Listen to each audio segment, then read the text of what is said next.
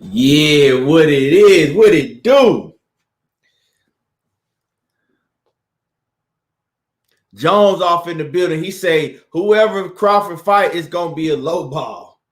Man, I hear you on that. And when y'all come in the building, make sure that y'all punch on that like button. Make sure that y'all hit that like button. Let me know that you in the building.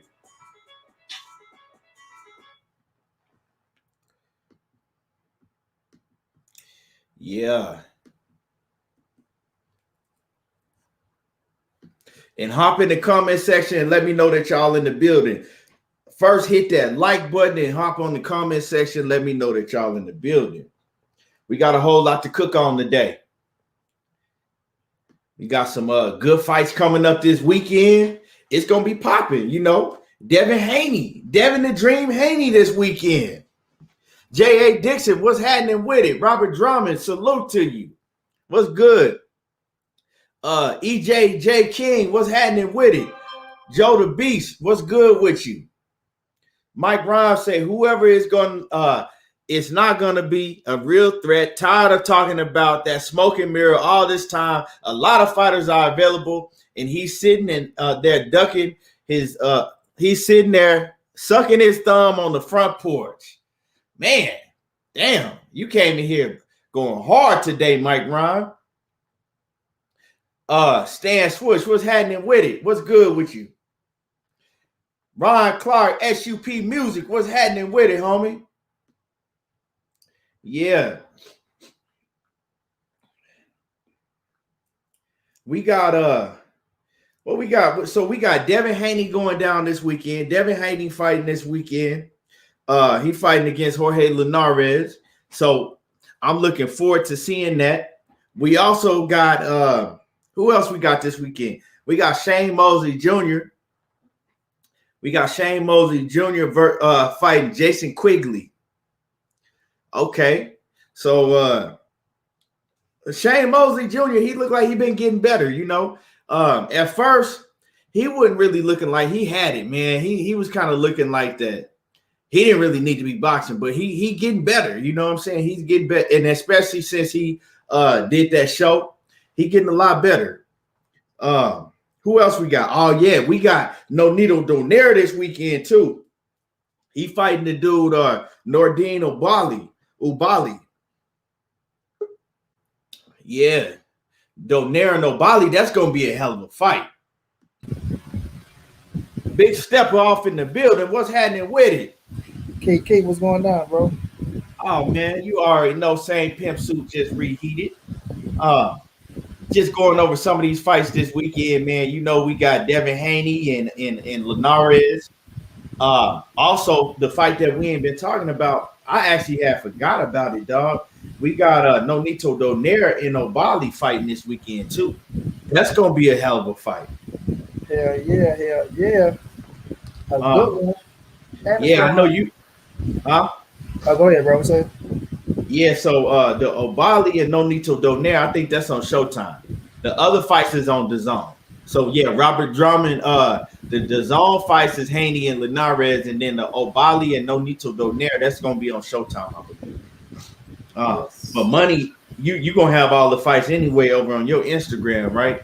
You know it. Yes, sir. Man, how did you do that without getting shut down? And the first time I go on there and play a fight, my shit gets shut down. What? They shut me down twice. You remember all the shit I was saying you had to do? Oh yeah. You like, God damn, nigga, we ain't gonna have no light in this motherfucker. Mm-hmm. So that's how you able to pull it off. Yeah, you gotta make a lot of sacrifices. Yeah. Man, that's crazy. Sure they can't catch you though. They can't be able to see what's on that motherfucker. Yeah, got your TV looking like it for you watching motherfucking TV from the 1990 something. Like motherfucking black and white around that bitch. Yeah. Man, what you think about that Nonito Donaire and Ubali fight? A hell of a fight. One hell of a fight because it should have been Ubali should have been fighting motherfucking in Louis. You know what I'm saying?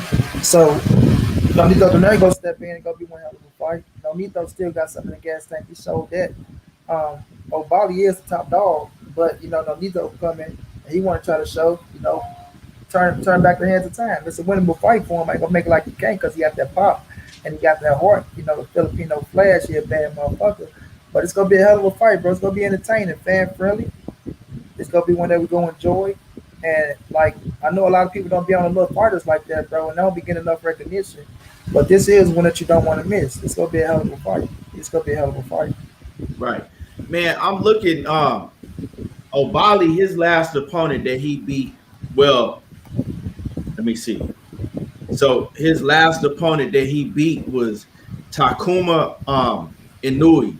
So do Inoue got brothers or is it just a lot of Inoue that's from Japan? That's his brother.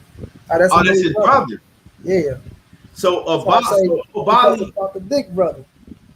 So O'Bali he already beat Inoue's younger brother. And Inoue's younger brother was undefeated at the time. He was 13-0. Yeah. But he ain't got no knockout power like his brother because he 14-1 now, but he only got 3 KOs. So I'm basically trying to look and see who O'Bali fought. You know what I'm saying? I'm trying to see who he fought. Let me see. He beat Rashid Warren. I know exactly who he is. Yeah, he the one that beat Rashid Warren. I told you that before, Keith. Yeah, you did, but you know what? I forgot. Mm-hmm. Yeah. Well, what you think, man? You think he gonna be able to beat Nonito Donaire? Because he ain't really fought nobody on Nonito Donaire level yet. Yeah, but he a skillful motherfucker. No, dang, he a skillful motherfucker. So Nonito got that power, but it ain't gonna just be power though. So he's the favorite, and I will pick him to win, bro. Me myself, I will pick him to win. But I am a fan of Nonito Donaire too. Like I like him, bro. I ain't gonna even lie to you, Keith. Him coming down to 118, I was like, man, this nigga sucking back down. He tripping. He ain't finna go down there and do shit. And it would have been true if my dude Ryan Burnett didn't turn his back, because Ryan Burnett was gonna beat his ass. He was already winning the fight, but he threw the punch and he ripped something in his back, and it didn't only stop him from losing that fight, bro. It returned him out of boxing. You know what I'm saying? So it took his boxing career away. Whatever happened to his back, it took his boxing career away. And that was in his career. But it did rejuvenize Nonito because he got that win. He went on and knocked out my guy Stephon Young from St. Louis. Then he went on to fight Inoue in a hell of a fight. So that was a hell of a fight right there. That Inoue fight, man. It could have been Inoue the most problems that he didn't had in his whole career. Hell yeah, because you gotta understand Inoue, he came up to 118. So I think that's his third or fourth division. I think it's his third division, Inoue. You know, so he was banging it out with him, and not only that, bro, he broke his rib and he broke his jaw and he broke his eye socket. I think it was the eye socket, the jaw, and the rib. It was a lot of shit Inoue was fighting with that was fucked up, but he managed his way through the fight. So, you know, Nonito ain't going out without a fight, bro. He ain't just that cat that you go walk into the ring and just beat his ass. He still got something in the tank, but I just think O'Bali, you know, I just think it's gonna be his night. Yeah, Donaire, he done took a lot of punishment, man. He's taking a lot of punishment. And he, 38, 39 years old? So he up there, man. But that's going to be a hell of a fight. And like I said, once again, that's going to be on Showtime. So that should be, I'm thinking, I don't know, it's probably going to be after the DAZN card. Because Showtime usually put their cards on later in the fight. I don't know. You know what time the DAZN card is starting? Around 8. Showtime probably around. Let me see. I can check my thing right now. Let's see. Cause man, I gotta tell you about some shit from yesterday, man. He keep giving me the runaround, dog. Yeah, man. But I got some little extras though, but man, this shit is getting nerve-wracking, dog. They made you work for that shit, huh? Bro, it's this motherfucking financial aid shit. They stay talking about some secret selective service shit, like me going to the army. Like, I can't go to the army. I was 15. How the fuck I'm going to the army? But they said they got together. But then not only that, I got the email again this morning, bro. So I gotta call these motherfuckers back, man. Damn, they give me a run around like that, huh? Yeah, I get this shit together by June the 7th, though. Yeah. I'm gonna get it, man. When is that Teofimo Lopez and George Kambosos fight? Because I know they pushed it back. June the 19th. Also, they pushed it back to June the 19th. Yep, and So this weekend we got Devin Haney, and then the next weekend is Floyd Mayweather in there. Yeah. You know what fight I like on that card? What was it? I'm looking forward to seeing. I'm looking forward to seeing Jared Hurd, because Jared Hurd talking a lot of shit, dog. Yes, yeah. Jared Hurd, he talking about Charlo, how he coming to see Charlo after he beat old boy Louise Cuba Arias. Yeah, he's talking about running down on Charlo, talking about Charlo still know that I'm the best in the weight division. I'm coming to see Charlo, this and that. Man. So it's at 9:00 tomorrow, Keith. 9. So, yeah, so okay, so Showbox gonna be at 9, then the zone might start their court probably like at 7. I don't know. I gotta go check the zone, but I ain't got it right now. So they probably try to start around 7. Yeah, right. Yeah, man. Cool, you know what I'm saying? A cool night of fights. It ain't nothing other than the Devin Haney and the Jorge Linares, and then on Showtime the Nonito Donaire and Obali. It ain't really no other fights on here that really stick out. But Shane Mosley Jr., before you came in, I was talking about how Shane Mosley, he finna fight Jason Quigley. Yeah, I seen that, bro. That's a pretty good fight, man. Yeah, Mosley Jr., his last little fight, he impressed the fuck out of me. I gotta give it to him. Yep. I used to be pissed off at that boy. Yeah, I'm like, man, this dude need to stick to Mahler and draws or some shit. But his last fight, bro, whoever the trainer he with, he need to stick with them, bro. I'm talking about, he looked so good in that bout. Like that boy, he really looked like a fight. Not saying he didn't look like a fighter early on, but boy, he was so off balance. That fight, bro, he was, everything just looked good. He looked like a junior. He looked like a junior, but it should be a hell of a fight. But Gary Antoine Russell fight on the Nonito card. Oh, you know what? Why they ain't even? Let me see, because I didn't even. Then we got Matias too, bro. Matias on the card. See, you know why I forgot about it, and Batman told me too. But you know what? They don't have him on here. Yeah, he on the card then, bro. Matias, because you know I pulled up the schedule for I pulled up the fight schedule, and they don't have him on there. They got Nonito Donaire and Obali. They got Matias, real Matias on there, and then they got Jukabov or somebody, however the fuck you say his name, the IBF Junior welterweight eliminator match. They don't even have Gary Russell. They don't have Gary Antoine Russell on there. He penciled in 13-0 against Giovanni Santiago. See, I'm looking at it on the DAZN schedule thing. Yeah, he penciled in. See, see where I'm looking at it is you can go to DAZN and it give you all the fight schedules coming up, but they don't have him on there. What are you looking at? I'm on BoxRec. So you looking on BoxRec? Okay, yeah, man, that Gary Antoine Russell, he could go. And he finna make an example out of Santiago, because we just seen Santiago in the ring with Adrian Brunner, so we know that Santiago, man, he all right. He not no pushover, but I think he beat Adrian Brunner clearly. To me, I think he beat AB. So now that Santiago got that name on his resume, Adrian Brunner on his resume, Gary Antoine Russell, man, he finna go out and he trying to make a fucking statement. AB couldn't get it done, but I'm gonna get it done. I'm sure I sure will be watching that fight. To me, that's one of the shit that, to me, that's the fight now that I remember that is happening. Now, to me, that's the fight that I want to see more than all of them. That one, the Devin Haney fight. Because I'm looking for him to make a statement, man. And a lot of times, man, they don't be wanting to put him on TV, but the kid is a beast. He a monster, and he a knockout artist. And I'm telling y'all right now, he gonna get he gonna get Santiago up out of there.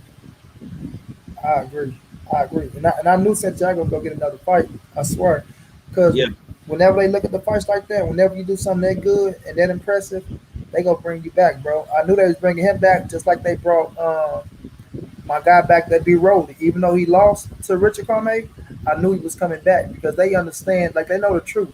They be knowing when somebody won or when they did good enough. So he coming back in the opportunity, another big opportunity on television before Adrian Broner. You know what I'm saying? So that's how you know he did something good. But I'm with you. I think Gary Antoine Russell go make a statement. I'm supposed to make the video on him, and I'm still drop the video. But I think he should have came out and said some shit like that. Like I'm gonna show Adrian Broner what he should have did with this man. He should have said something. They don't talk enough, dog. Yeah, dog, to spark up some shit. You feel me? That's the thing with the Russell brothers, dog. They gotta understand, man, that if they think that they're gonna be able to take the same approach that Gary Russell did, and they think that now in today's age with the social media how it is, and the casual fans, and then you got Triller that stepped in, and everybody they have to promote themselves. If they think now, especially being with PBC, right? Yeah. They don't promote you like that. They give you the motherfucking the key to the Lambo, and they say go and promote yourself.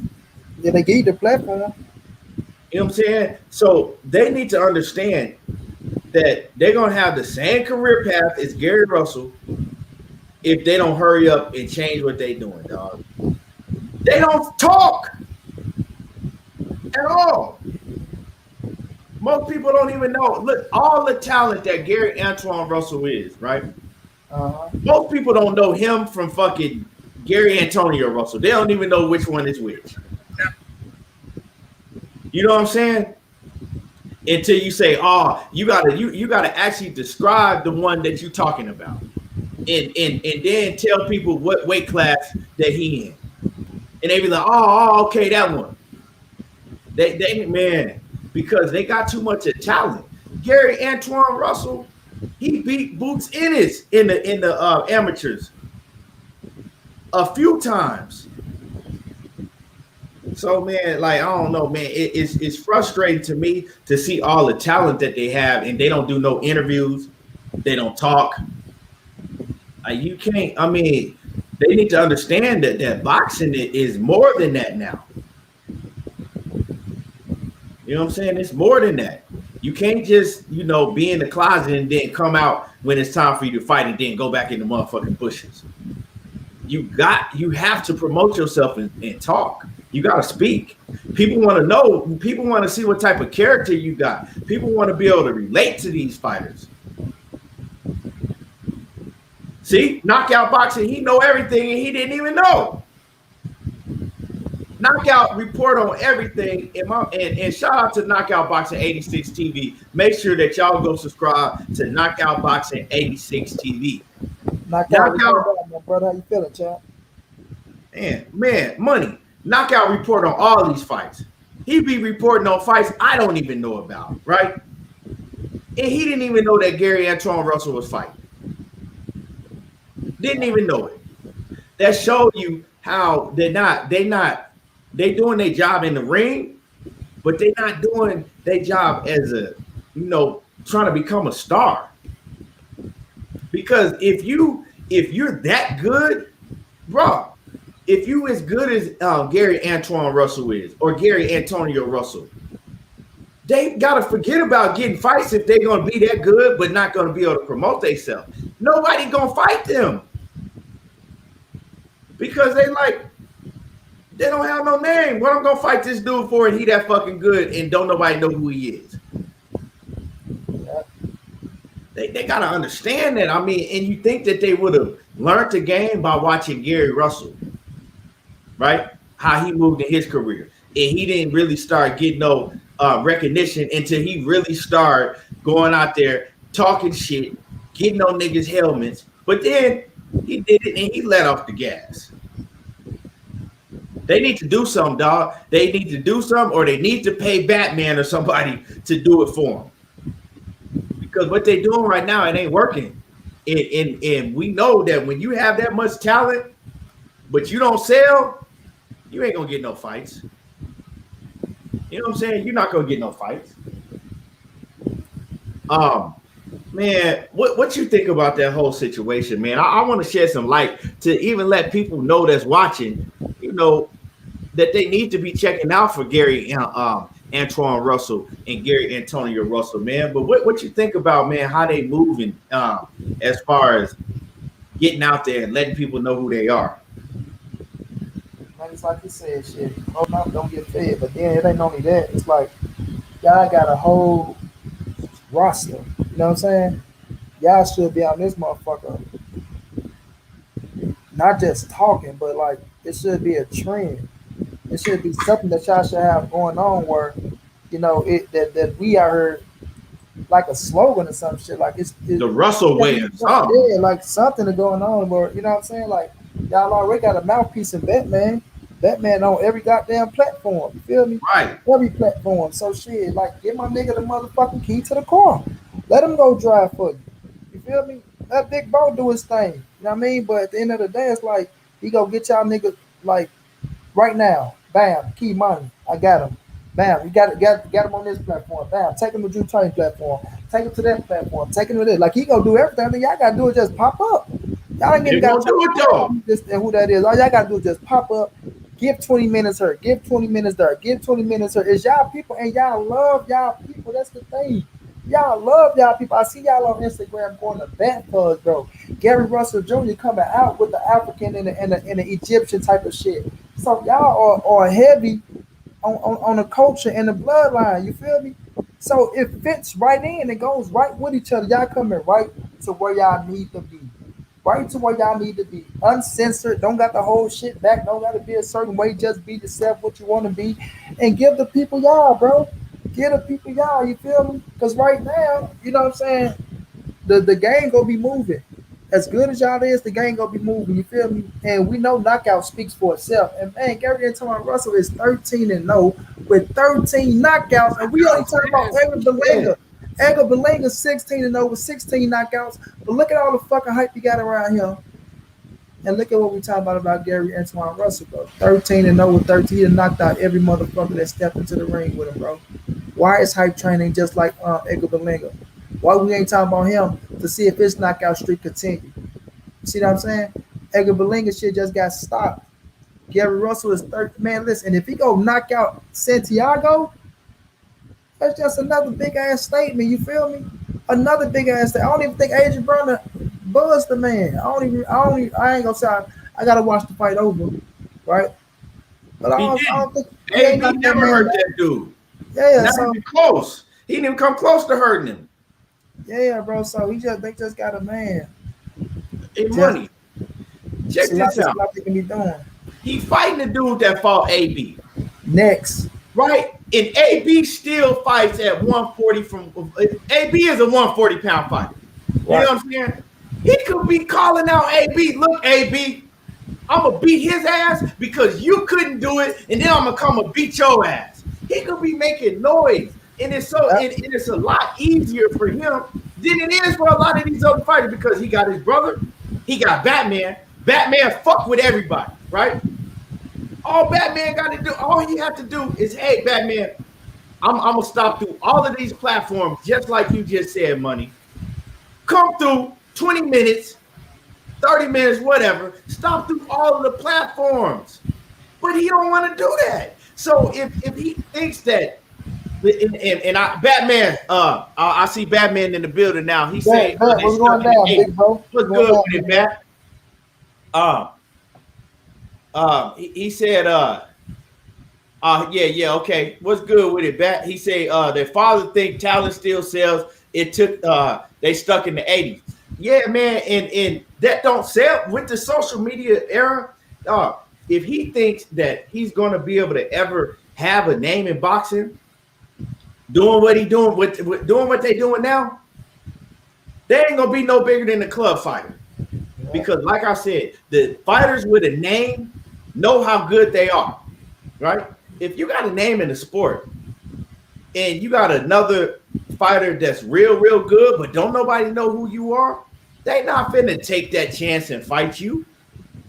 They have to see something in it for them to be able to fight you. Either they know they can beat you or they know they're going to get, you know what I'm saying, some recognition, some money off of it.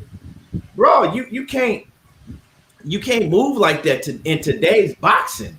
Like, you know what I'm saying? They're never going to be no bigger than club fighters if they don't step up and start promoting themselves. Even Gary Russell, when Gary Russell was coming up, he did a lot more talking than they do.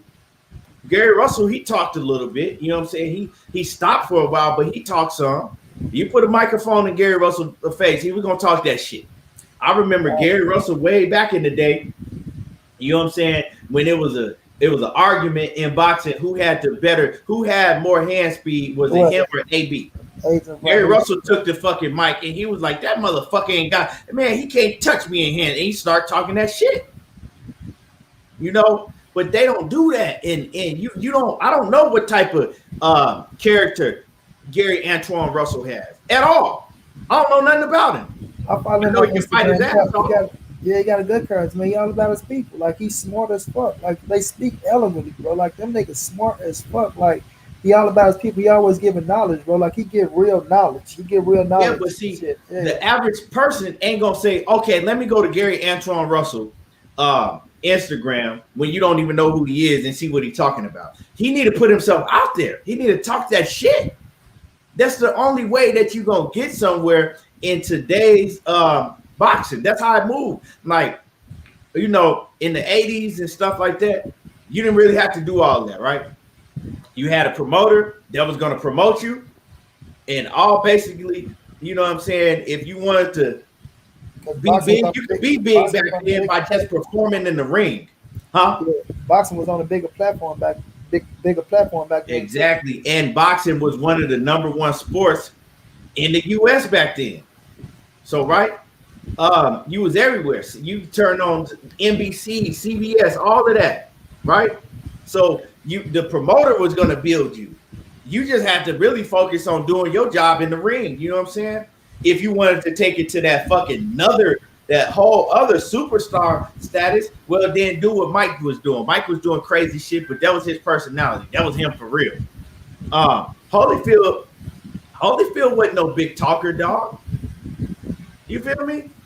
Holyfield was never no big speaker, but Holyfield didn't have to be like that because it was a different era. They need to understand what era it is. Why they ain't on all these platforms? Why they ain't over here? Then going over to You Money, and then going over to, like you said, Drew Titan, and then just everywhere. They should be everywhere, man. But I don't know, dog. Hey, he didn't even gotta really say go whoop Adrian Broner. He just compare himself to him. Like, I'm about to do what Adrian Broner should have did to him, and I'm gonna. But he can call out AB. I know. I'm saying though, because that's a big fight. Yeah, I know, but I'm saying he could just say, "Look, I'm about to show y'all. I'm about to do what Adrian Broner couldn't do," or just compare his performance to Adrian Broner. I'm just saying, just in general, that's even recognition. Like, you know what I mean? If you don't want to, feel like this and that, but man, that's a lot that they can do to make themselves big. And them boys got real talent, man. Them boys got real talent. They do, man. And another thing, dog, is like, I'm saying you could call out AB, right? You know he ain't gonna fight you, but then that's a narrative that the fans can run with. AB ducking at Gary. Who was this dude? AB ducking. Who's this dude steady on AB head? Gary Antoine Russell. Man, he just stopped that dude Santiago that AB couldn't fuck with, right? Now he calling out AB ducking him. Now you got a narrative. AB ducking Gary Antoine Russell. What's up? Don't nobody want to see that smoke, but you got to do that. You know what I'm saying? Or you got to hire Batman to do that for you. You feel me? Look, man. What's good with it, Batman? What's up, Keith? What's up, man? What's up, man? Let me explain this, man. Them niggas, I ain't even gonna say them. My father got them niggas stuck in the 80s, man. Whereas though they still think Tyler Sales, and Gary stopped talking because he couldn't get it done doing that or doing it. Being quiet. So he just got the fuck off the joint because it gave him a headache. You know what I'm saying? I just talked to him the other day. He was like, man, that shit was giving me a headache, man. I you know what I'm saying? What popping up on social media, making videos and stuff? Yeah, he was like, that shit was just giving him a headache because he can't get what he really wants. You know what I'm saying? You know how it is when you can't get what you really want and you just keep, you know what I'm saying? But see, my thing is, Batman, is Gary Russell was, dog, his name was fucking buzzing. All he had to do, if he had stuck with it, he would have got what he wanted. I don't give a fuck. What'd you say? All of them don't give a fuck, man. The man being Gary Russell being blackballed. Al and them don't give a fuck. I mean, at the end of the day, Al told him he needed to get more popular. But when he got more popular, he still ain't get nothing. Yeah. That's all the nigga Al kept telling him, man, girl, you need to get more popular. You need to start doing this. You need to start doing that. But when he started doing it, he still couldn't get what the fuck, man. He put his whole hand on another man's father, dog. And I want to ask you, man, does Gary Russell got a fight date? Because we all looking forward to that shit. We all looking forward to seeing him in there with Ray Vargas. He's still waiting on this date with Ray Vargas. He still ain't got the date. That's crazy. That's what I'm saying. That's crazy, man. Because he ain't been in the ring since he fought fucking he ain't been in the ring since February 8th. King Tug, huh? He ain't been in the ring since February 8th, 2020. It's almost a year, probably like a year and a half. That's crazy, man.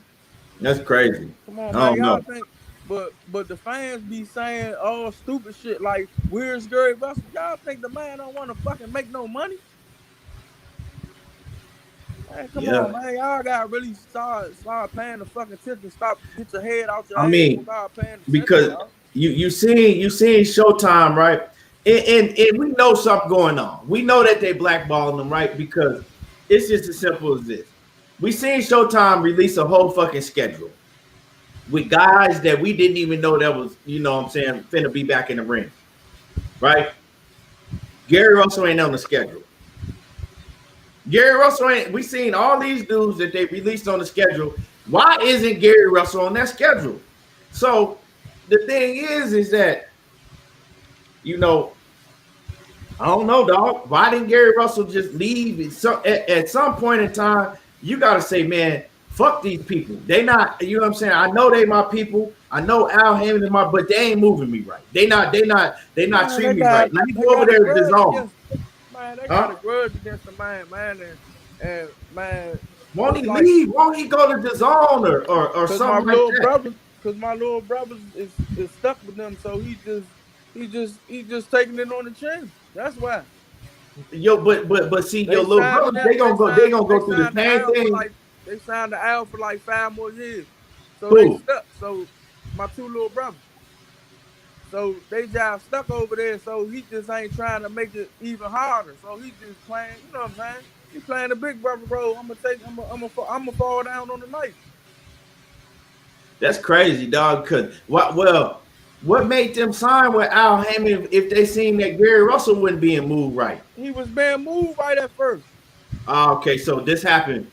So this happened years ago. Man, this happened when that interview, man. When he did that interview with Fred, man, and bust out Floyd and them, he stopped getting fights.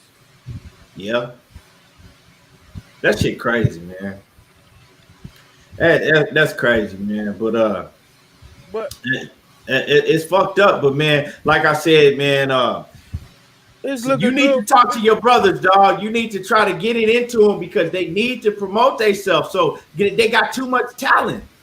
I mean, I see this.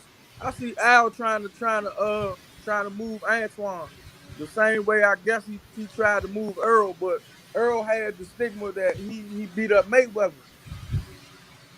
I mean, I see him trying to do shit with Antoine because they be calling and ask about Antoine more now. But you know what I'm saying? That shit, man, the shit crazy, man.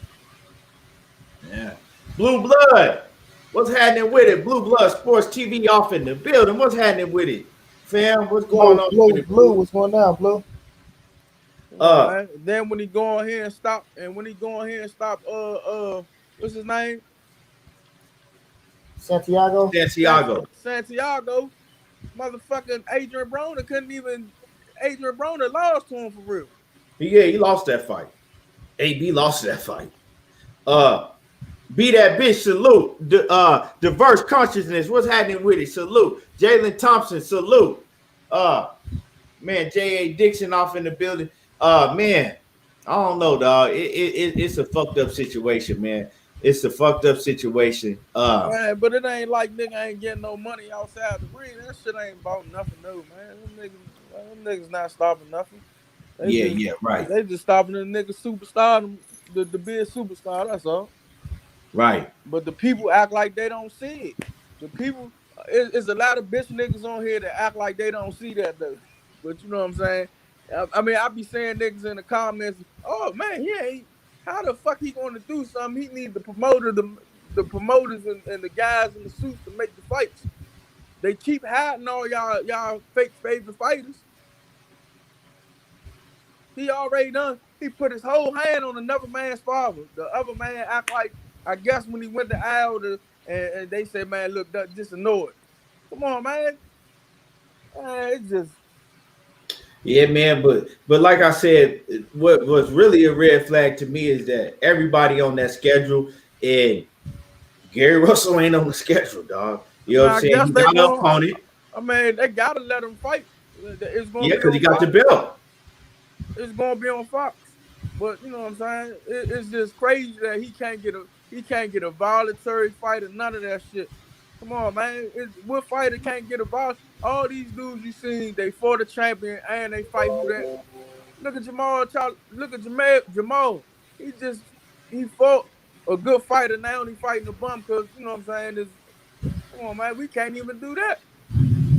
I mean, yeah, because Gary Russell, all his fights been his mandatories for damn near the past 5 years, 6 years. Russell versus Ray Vargas is supposed to be next. Yeah, Gary Russell just went live right now. They got the press conference of Gary Antoine Russell going down right now. Yeah, you said Gary Russell went live. Gary Russell Jr. up at the press conference. Nah, yeah, he had the press conference. Somebody gonna stick a camera in his face. He might say something. I hope he do. Gary Russell Jr. live right now. He's showing. Yeah. Okay. Yeah. I see it. Yeah, man. Watch you say something intelligent, and I ain't gonna say what the fuck really on his mind, but it's what it is. Oh shit, man. Let's talk about this, okay? So recently, right? We've been hearing that Josh Taylor probably got mandatory coming up, right? Because at first we was hearing that Bud Crawford and Josh Taylor, Bud Crawford was supposed to fight the winner between Josh Taylor and Jose Ramirez. Bud Crawford, before that, recently Bud Crawford came out with his hit list. His hit list was the first fighter that he wanted was Jose Ramirez. Now, he didn't put Josh Taylor on his hit list at all, right? So I don't know if he was just assuming that Josh Taylor had no way of beating Jose Ramirez or what it was, because you would have thought that he would have said, I want the winner between Josh Taylor and Jose Ramirez. But he just said he want Jose Ramirez, right? He picked Josh Taylor to win, though. Yeah. Huh? He what? He picked Josh Taylor to win. So, wait, hold on. Hey, say that again so everybody can hear you. What, Terence Crawford picking Josh Taylor to win the fight? So you mean to tell me that Terence Crawford, right? Just about a week ago or so, he came out with his hit list. The first person on his hit list was Jose Ramirez, right? But you telling me that he already had picked Josh Taylor to beat Jose Ramirez? Yeah. Wait. Hold on, dog. Now I'm confused. So you picked Josh Taylor to beat Jose Ramirez. So you mean to tell me that Jose Ramirez was the first fighter on your hit list, win, lose, or draw? I'm confused, man. But anyway. Nah, somebody got in his mind to say Mexican sale. You know. I'm like, man, I don't know. So with Josh Taylor, right? He can't. Well, it don't look like he gonna fight Josh Taylor because he's not asking to fight Josh Taylor. He picked Jose Ramirez and win, lose, or draw. But I'm finding out from money right now, right? So for one, he's not asking to fight Josh Taylor. For two, Bob Arum is saying that Josh Taylor has a mandatory that he needs to fulfill before he moves on, right? So that fight is off the table, it looks like, for right now. Josh Taylor and Terence Crawford is a no-go. Then his one of his other opponents on the list was Mikey Garcia. Now, me and you have talked about this, Money. You saying that you love a Mikey Garcia fight for Terence Crawford next, right? Now, Mikey Garcia can't come out and he says, look, I ain't got no fucking opponent. You ain't got no opponent. I would love to make that happen. You know what I'm saying? I would love to fight Terence Crawford to make that happen. He was like, we fought in the amateurs and, you know, we can make it pop again. We get it popping again. Right? So Mikey Garcia is a candidate, right? But we're going to go back to Mikey Garcia in a little bit because that's going to be a hard fight to make. Mikey Garcia has said that he would love to make that happen. But it's a but with that. Also, you got Virgil Ortiz. Virgil Ortiz is with Golden Boy Promotions. Now, we know that Golden Boy Promotions have just they got to deal with Triller. So all their fighters are going to be fighting on Triller now and not DAZN. Could you see Virgil Ortiz and Bud Crawford fight coming, you know, in September or October or whenever, right? Probably had to be like before September, before October, right? Could you see that fight take place? It's possible, but to me, I look at that fight and I'm like, I don't know if we're gonna be able to get that fight because I don't see Oscar De La Hoya putting Virgil Ortiz in the ring with Bud Crawford. Now, the only way that I see Oscar De La Hoya sacrificing Virgil Ortiz is if Oscar De La Hoya speaks with Bud Crawford and they got some type of behind the scenes deal going on that Bud Crawford is going to leave Top Rank and go with Golden Boy Promotions, right? Because then he knows that, okay, well, shit, it don't matter anyway. I'm going to have Bud Crawford as one of my fighters. And Virgil Ortiz, you know, he can rebound from a loss. He can rebound from that shit. But I want Bud Crawford because we've heard in the past how highly Oscar De La Hoya speaks of Bud Crawford. Oscar De La Hoya think that Bud Crawford is the best in boxing. He's went on to say, hey, I get in the ring with anybody but Bud Crawford in boxing. That's what De La Hoya said. So, I mean, could that happen? It's a slim chance, but possible. It's possible. I mean, Bud Crawford and then Bo Mack and them, they ain't the best businessmen anyway. So it wouldn't surprise me if they took their talents to goddamn Golden Boy. I mean, shit. We've seen worse, right? Or you got who else you got? You got Keith Thurman, right? Keith Thurman has made it known several times in the past that, hey, they come with the right amount of money. I'm not asking for no outrageous money. But if they come with the right amount of money, a reasonable offer, I'm more than willing and able to fight Bud Crawford. Let's make it happen. And out of all those names that I named, I think that Keith Thurman would probably be the biggest fight. I think that fans would clamor to that fight more than any of those names, you know, because Mikey Garcia do have a big name. But I think with Mikey Garcia, it's going to be the same thing. Like, okay, yeah, we just going to see a rerun of what Errol Spence did because people going to say, well, Mikey Garcia ain't no true 147-pounder. You know, we would much rather see him fight Keith Thurman.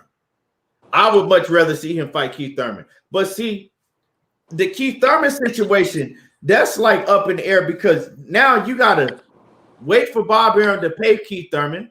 Is Bob Arum going to pay Keith Thurman? I doubt it. You know what I'm saying? He might just fuck it. You know what I'm saying? He got one more fight. I'm gonna pay Keith Thurman. I doubt it though, right? But Keith Thurman, how much credit will Bud Crawford get for beating Keith Thurman? You know what I'm saying? Because that's a question mark behind it in itself. Because Keith Thurman, shit, you got Pacquiao got a fight already. Keith Thurman's still on the fucking shelf. Keith Thurman ain't fought. It'll be over 2 years the next time he get in the ring. Well over 2 years the next time Keith Thurman get in the ring. Also, on top of that, Keith Thurman just had a baby. His wife just had a newborn. So Keith Thurman is in daddy mode. I know how it is, especially you have your first child. I don't know how much Keith Thurman been training. For at one point, Keith Thurman was posting videos showing us that he was staying in shape, showing us that he was training all the time. We don't know what the fuck Keith Thurman doing. Keith Thurman could be chilling and got baby duties, right? Running here, getting bottles here, you know what I'm saying? Shit, you a new father. That's what you do. So we don't even know where Keith Thurman's head is, right? So if Keith Thurman go and fuck around and, you know what I'm saying, they secure a fight, what type of shape is Keith Thurman going to be in? What Keith Thurman are we going to see? I mean, I would like to, me personally, I love Keith Thurman versus Bud Crawford. I love that fight. I think that by far, that's the toughest fight in Bud Crawford's whole career. But Keith Thurman got to be Keith Thurman. You know what I'm saying? He got to be Keith Thurman. I would have liked to see Keith Thurman fight interim fight and then fight somebody like Bud. You know what I'm saying? At least somebody. Big L, he say if Bud was smart, fight Ugas or wait till he's not gonna fight Ugas because Ugas ain't gonna have the super. Ugas is no longer the super champion. That's why I didn't even name Ugas, because Bud ain't gonna fight for no regular title. That don't mean nothing. That's nothing, right? So he didn't even want to fight Ugas before. You know what I'm saying? So I don't know. It's like now who does Bud fight? You got a choice. I don't think that Jose Ramirez is a choice right now because he just took an L and he just fought. You know what I'm saying? So you got a choice. I say you got Mikey Garcia, Virgil Ortiz, or Keith Thurman. Those are all big names in fights that Bob Arum could work to make on for you. Sean Porter, that's a no-go no more. Sean Porter already got a fight. You know what I'm saying? He was sick of waiting on you. You refused to fight him. So what the fuck does Bud do next? If Bud doesn't get one of these big names, does he just sit on the shelf until his contract expires? But I think he owes Top Rank one more fight. So who does he fight? You know what I'm saying? Does he fight just a no-name? Does Bob Arum just throw him in there with just a no-name? Fuck it. You know what I'm saying? He probably gonna leave anyway. I'm gonna just throw him in there with fucking one of these Russian dudes or somebody. You know what I'm saying? Konstantin Panamara or somebody like that. Let Bud beat the shit out of him and move on. What happens? What goes down? I'm confused, man. I'm confused. You want to take this money?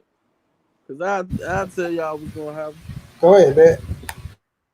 Motherfucking, they going to put, look, Keith Thurman and all them dudes is on the shelf for they won't get in the way of Terence Bud Crawford.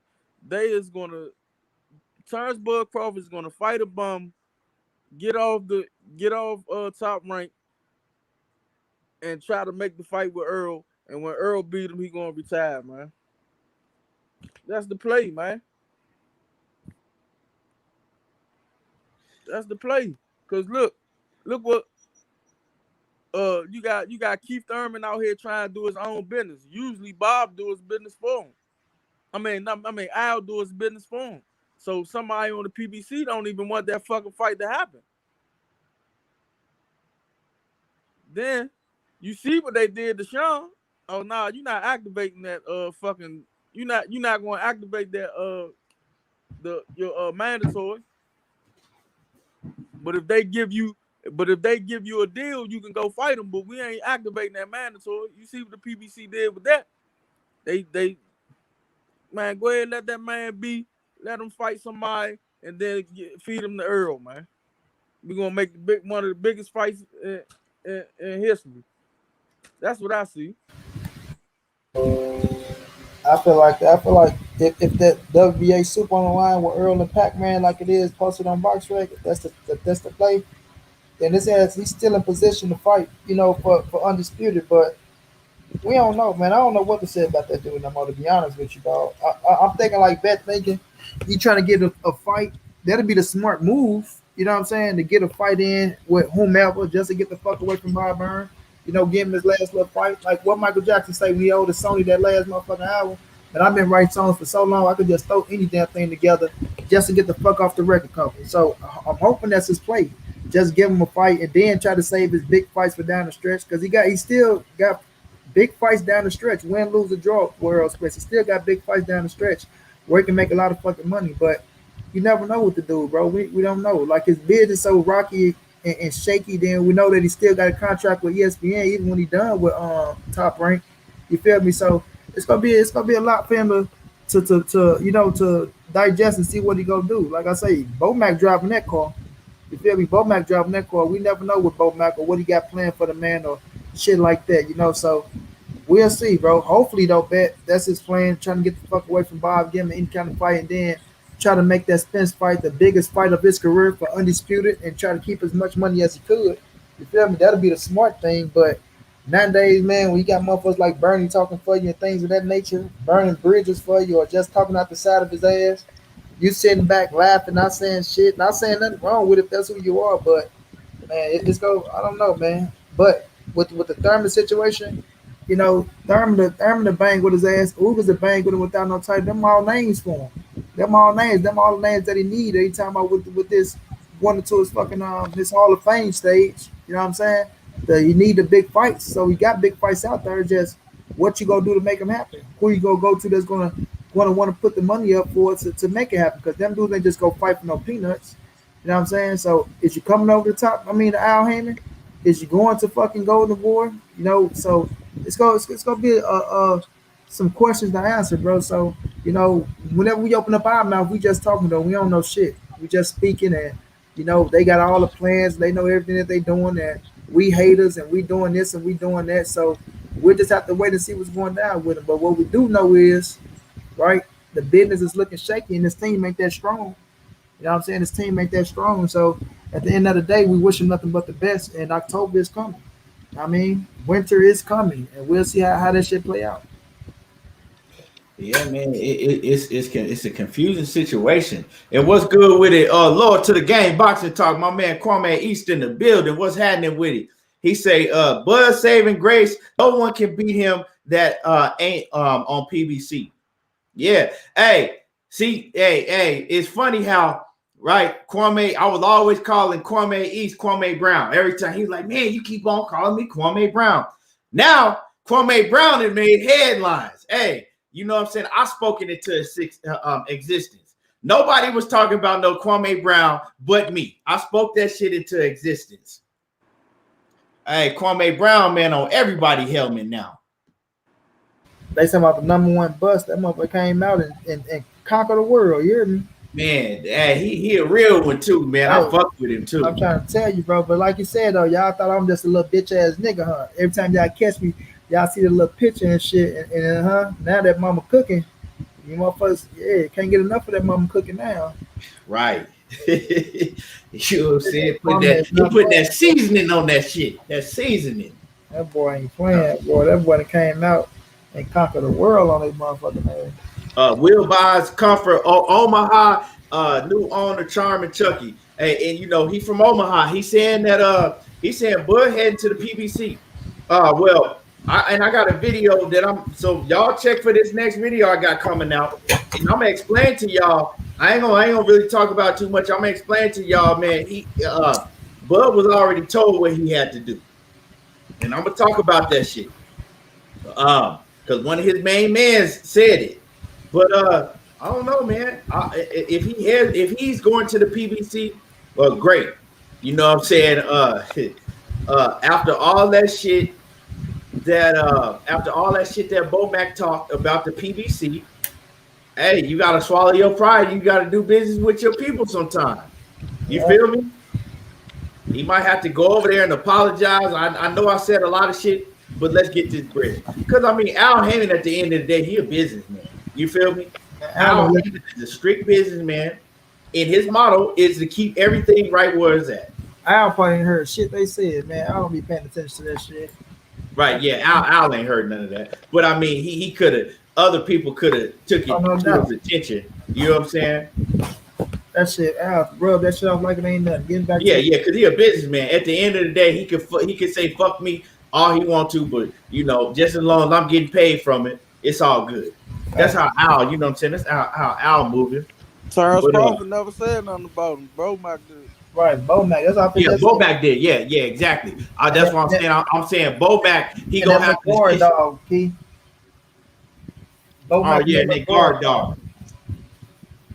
Yeah, Well, his face man. ain't looking at him. Hey, can I ask y'all one question? Go ahead. Why everybody ain't on Mikey Garcia helmet, man?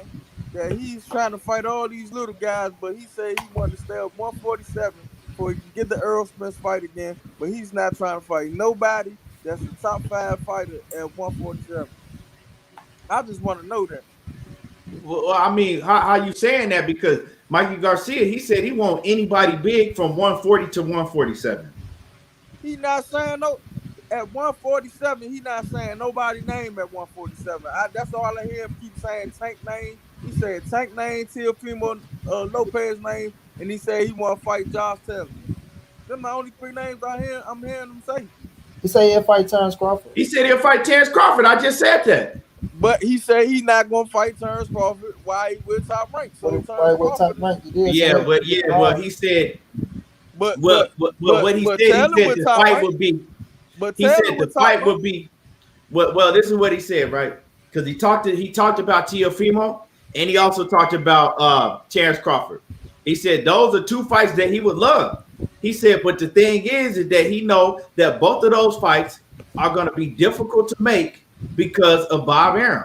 He said it's going to be difficult to make because Bob Arum is in the way. He said, remember that he's trying to fight with Pacquiao too, so he had that shit going on. So now, yeah, right. So he says that he's willing to fucking. He said, you know what I'm saying? If Bob Arum willing to do some good business, he's willing to fight them. You know what I'm saying? To do some business with Bob. But he said Bob ain't about that. So he says that he knows that those fights are gonna be very difficult fights to make.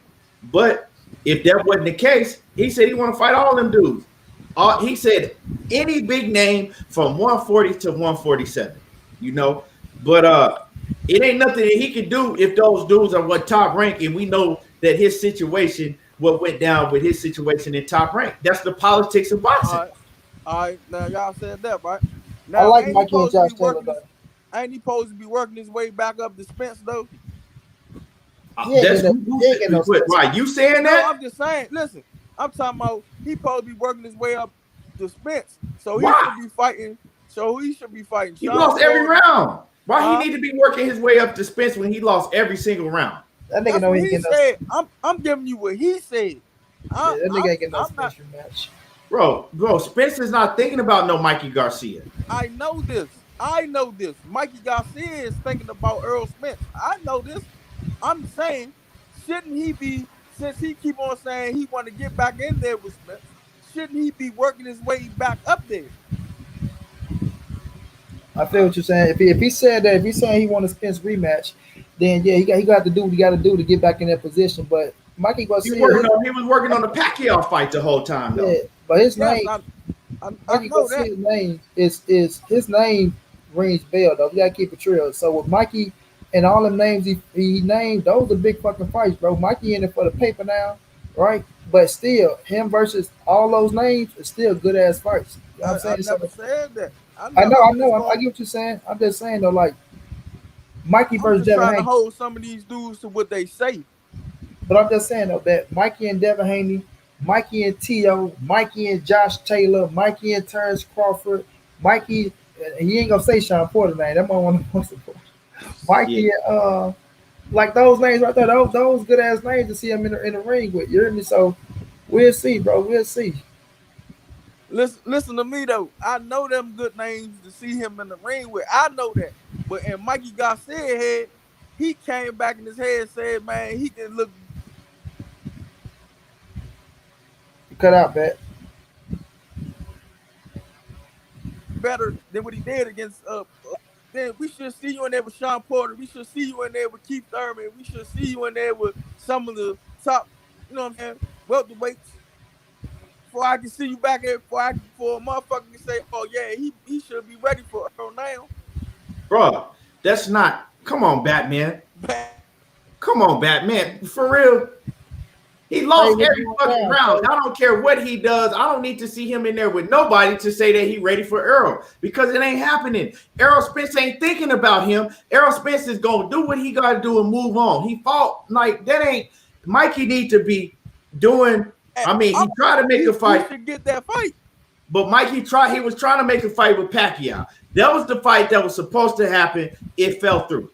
That didn't, you know what I'm saying? It fell through. Now he's talked about Teofimo Lopez. He said if Teofimo Lopez going to 140, if Bob Arum can move out the fucking way somehow, they can make that happen, but it's gonna be hard, right? Same thing with Bud Crawford. Same thing with Josh Taylor. Keith Thurman, right? We don't know. Don't nobody know what the fuck Keith Thurman doing. Keith Thurman, you know what I'm saying? 1 week he popping up doing interviews, and then the fucking next 4 months he hiding. He ain't hiding, man. They got Keith Thurman on the shelf, man. I mean, motherfucker, I can. Why would they have Keith Thurman on the shelf? I can see it, cause he's trying to fight somebody. What's your theory? Why would they have Keith Thurman on the shelf if it wasn't on his own? Why? What would be good for PBC to put Keith Thurman on the shelf? Why? I want you to explain that to me. Why would PBC be putting Keith Thurman out of all people on the shelf if that's not his own doing? Just trying to make a fight with Terence Crawford. I said he was just trying to make a fight with Terence Crawford, but now the fight didn't happen. He was trying to get the Earl Smith fight, but why he's not getting no other fights for y'all can see Keith Thurman for I mean, I guess the ring rust or whatever people be saying, for y'all can see him, but the PBC ain't doing shit with him. I'm saying, but is that the PBC, or do you think that's more of Keith Thurman? I mean, like I said, Keith Thurman, he just had a baby. Like I said, he'll pop up. He'll pop up, right? Okay, so I watch everything. So I remember at one point Keith Thurman popped up. He was talking about that he was in great shape. He was training again. He was this, and that, right? And he was putting up training videos showing people that he was in shape. Right, follow me now. Right, he was putting up training people. He was training videos showing everybody that he was in shape. He was talking about that he felt great, that he was 100% healthy. He ready for everybody. Right. Then that went on for, he put up videos for probably like 2 weeks. Then all of a sudden Keith Thurman disappeared, and he disappeared for about like 4 or 5 months. 5 months, and you didn't hear nothing from Keith Thurman. Right. He called Ugas out. He called Lucas out. He called Earl out. Let me finish real quick. Let me finish. Right. Then he pops back up. Right. Recently, after all that time, you didn't hear nothing. Then he finally pops back up, and he gets on the scene recently. What was this? Probably been like a month ago. He doing interviews. He do an interview over there on Boxing Voice, and he doing interviews on his Instagram. I mean, he going live on his Instagram. But then now all of a sudden Keith Thurman fat again, and it's like, what was you doing between all of that time? I thought you said that you was on your shit again. You was training, you doing this and that. Now you pop up and you fat again, and they ask you how much do you weigh, and you like, well, shit, I'm up there. And they like, well, what does up there mean? Well, I ain't gonna say, but I'm a little heavy right now, but I'm ready for anybody and everybody. Wait, bro, I thought you was on your fucking A game, and I thought you was, rejuvenated and training again and this and that. Now you pop back up after like 4 or 5 months, and you fat again, right? And you don't even want to tell how much you weigh. Now you ain't heard nothing else from Keith Thurman since then. He put up one video and showed that he had a newborn. So that's what I'm saying. Like, is it PBC fault or is it Keith Thurman because he training 1 week, the next week he chilling? They ain't they ain't get him in the ring when he was ready. So who fought Man, him? bro, a lot of them fighters wasn't getting in the ring. That's not no excuse, Batman. Man, the That's man not, ain't you fighting. can't say, oh, well, they didn't get him in the See ring when what he's ready, so he can be fat y'all see again. what Adrian Broner did? Y'all see what That's Adrian not Broner it. You did? a fighter. You supposed to be always ready if you on that level. What? He's supposed to stay ready if he on that level. The man ain't been in the ring in fucking over 2 years. No. Did y'all see what Adrian Broner did when he was ready after he just got into a fight? Adrian Broner, for you to bring up Adrian Broner, that's not a good example. Adrian Broner is the last nigga that you want to bring up for an example. No, y'all say you watch everything. I'm talking about recently when Adrian Broner, just for the dude, my little brother about to fight. After he fought him, a couple of months went past. He was like he ready to get back in the ring. Then he started going on Al and them, talking about man. He was talking about going over the Triller. Bro, but and then now they got him a fight on the Floyd Mayweather undercard. Who? Ain't he supposed to be on the Floyd undercard? Who? AB. Nah, AB ain't nobody heard from AB. AB shut his whole social media account down. Oh, AB not fighting on Floyd Mayweather undercard. I thought he was fighting on the Floyd Mayweather undercard. Somebody. Hell no. I mean, one of these channels put that. One of the channels put that out there, I guess. Yeah, nah, that was a lie. I don't know who put that out. That was a lie. AB not fighting nobody. But see, you can't use AB as an example because if I'm Al Heyman, if I'm Sam Watson, AB saying that shit, you done fucked up so much, I can't take you serious. I'm not finna break my neck to get you no fucking fight when I don't know what you're gonna do from one day to the next. So you can't really use him as an example. But Keith Thurman not being ready or staying in shape. If you were fucking right, we talked about Errol Spence when he was fucking off, right? But Errol Spence since has showed you when you see Errol Spence, he's in shape. It don't matter if he just got done fighting or it don't matter if he fucking just had fought 3 or 4 months ago. He's still in shape. Keith Thurman ain't the same. Keith Thurman you can't say the same for Keith Thurman. So you can't make no excuses for Keith Thurman saying, oh, well, when he was ready, when he was in shape, they didn't give him no fight, so it's cool for him to go off and get fat again. Nah, that ain't the case. We was in a pandemic anyway. You know what I'm saying? Keith Thurman was in shape when we was in a pandemic and none of them niggas was getting fights. So that's not no excuse. We need to know what Keith Thurman is on right now. Nobody knows.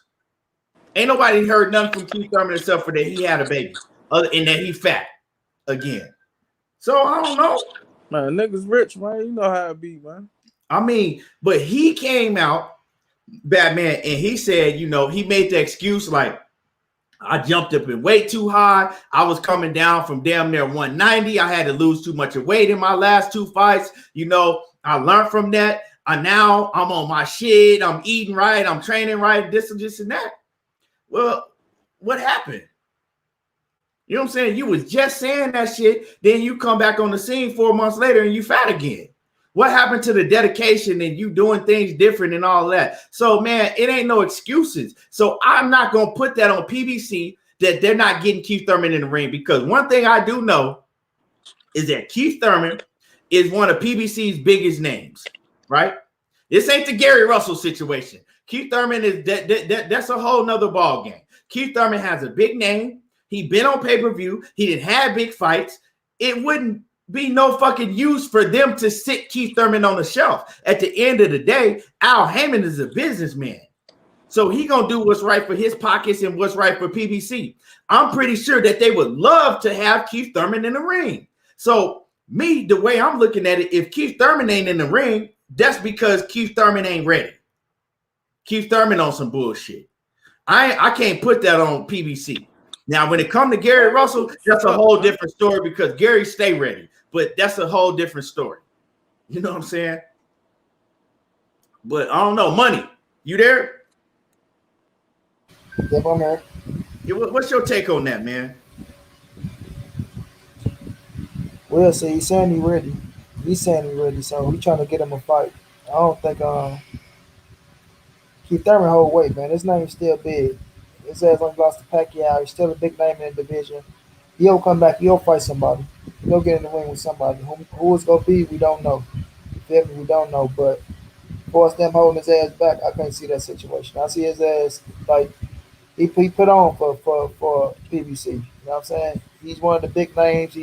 His numbers speak for themselves. He ain't never had to do a moment in the ring, so of course they'll bring his ass back whenever he's ready to come back. You know what I'm saying? So he say he in the gym. He say he working. He say he got the weight down. So we'll see what his ass talking about. We'll see who he going there and fight. It ain't gonna be no fucking Bud. We know that much. You know what I'm saying? So we'll see. And I'm just thinking, will we fuck around and see Thurman and Mikey? Will we see Thurman and Ugas? You know what I'm saying? So his name is his name, bro. Keith Thurman to me still arguably top 3, top 4 at the welterweight division. If you're looking at Earl, Bud, Pack, and Thurman, and I'll be putting Pack on his own level. So I don't even be putting him in a ranking for us. I say 1, 2, 3. He on top of all of them. So I say Earl, Bud, then Thurman. I still put his ass as the top 3 welterweight out there. So his name still ring bells, man. Keith Thurman is still great for the boxing. He's still talking shit. You know what I'm saying? But he got to bring his ass back. Bring his ass back and be active. So we'll see what's going down with him because he come back.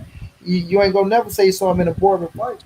You know what I'm saying? His ass, he if he come back and get into the mix of things, people gonna want to see his ass. People want to see him against people. I mean, against names already. So, he come back, man, and put himself in position. His ass will be right there, right back in the mix, man. Just keep Thurman at the end of the day. Shit, I gotta give him his three. There ain't nobody beat him yet.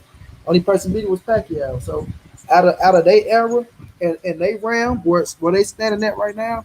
Ain't none of them dudes beat him yet. So he got that. He riding with that. He understand that his damn self. So, you know what I'm saying? Whenever Keith Thurman come back, man, if you want a big name, and if that name is available and they want to fight, they're going to make that shit happen, dog. Like I say, Keith Thurman name still holds weight. Yeah. Man, I got a question, okay? Remember when Bud signed that new deal with Bob Arum, right? Now, after he signed the deal, Bob Arum, if y'all remember, Bob Arum did an interview, right? And they talked about how long was he signed for.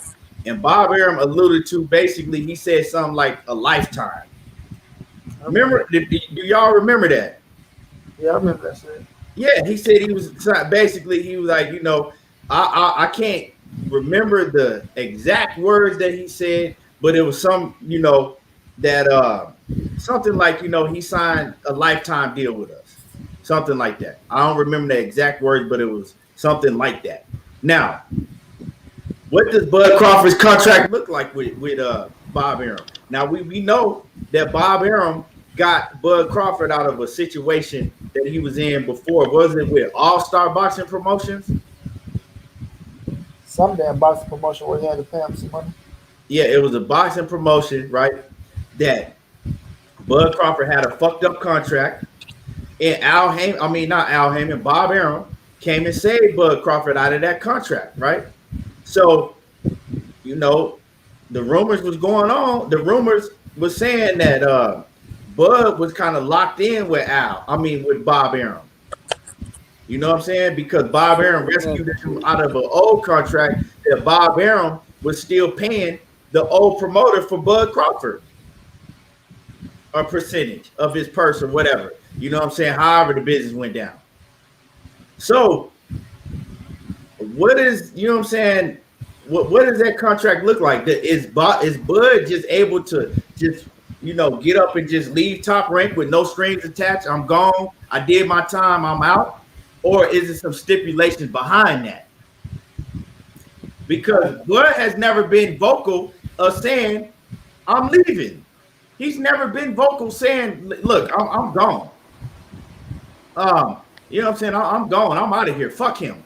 He's always shied away from talking about it. He's shied away. Well, Bob is a good man. I ain't gonna say too much about Bob. Like, what's going on with that contract though? I can't really speak on the contract situation because we ain't gonna know what's the details in that motherfucker. But they saying that it's over in October. That's what they saying. It's up in October.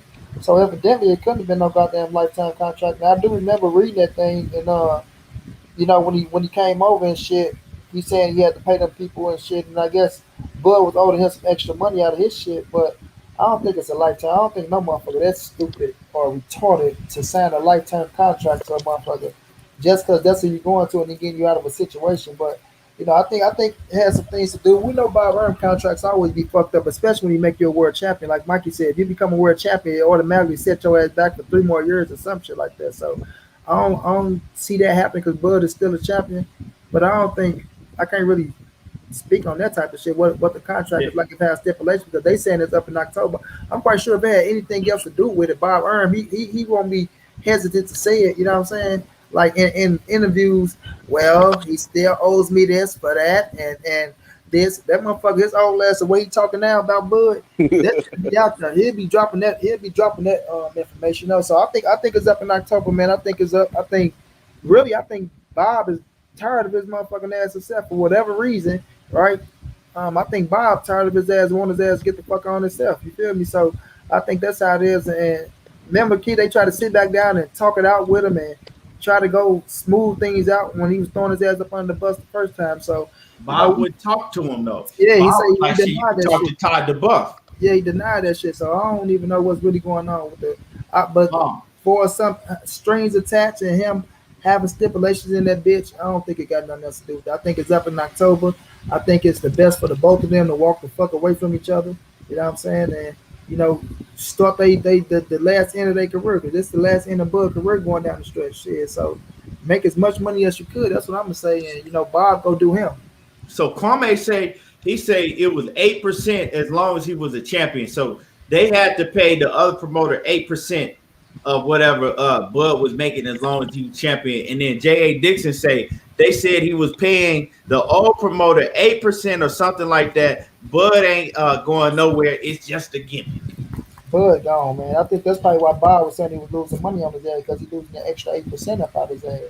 You feel me? So that's why he probably saying I'm not making my money. I'm losing money on this motherfucking ass. So I'm just ready to just cut ties. Let him work. But see, how does that work though? Because if Bob Arum signed a contract to where I'll pay you 8%, then if Bud goes somewhere else, Bob Arum is still, ain't he still obligated to pay that 8% of whatever he got to pay? that could probably be up on the simple fact that it's probably through a certain amount of time. I'm quite sure Bob Arum, as long as Bud signed to me that I owed you motherfuckers 8%. You know what I'm saying? It probably an X amount of number that he owed their ass.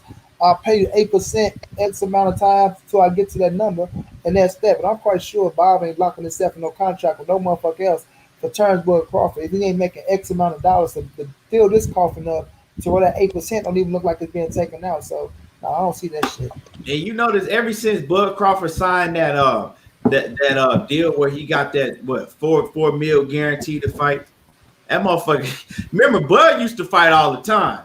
Ever since he signed that, where he get guaranteed money every time he fight, hey, they put that shit to a stop real fast. They put that shit to a stop real fast. Bomac, yeah, we go run it up. We go fight at least 3 times a year. We go try to fight 3 times a year. Maybe 4. We gonna fight 3-4 times a year. Maybe yeah, 4. they stop that shit real fast. You get your 1 fight a year, and then the rest of the time you gonna sit your ass down. No, it was 2 a year, but when the pandemic came, it became 1. Now I'm talking about what Bomac said out of his mouth, but yeah, we go try to grind this one out, man. We go grind this one out, so we go back get us another contract. You know what I'm saying? We go fighting once a year. Yeah, but y'all niggas ain't making no big fights. Bob can't get the fights to make the people, and he won't promote himself. That's the problem with him and Bob got. He won't talk shit like Bob really want him to, man. Exactly.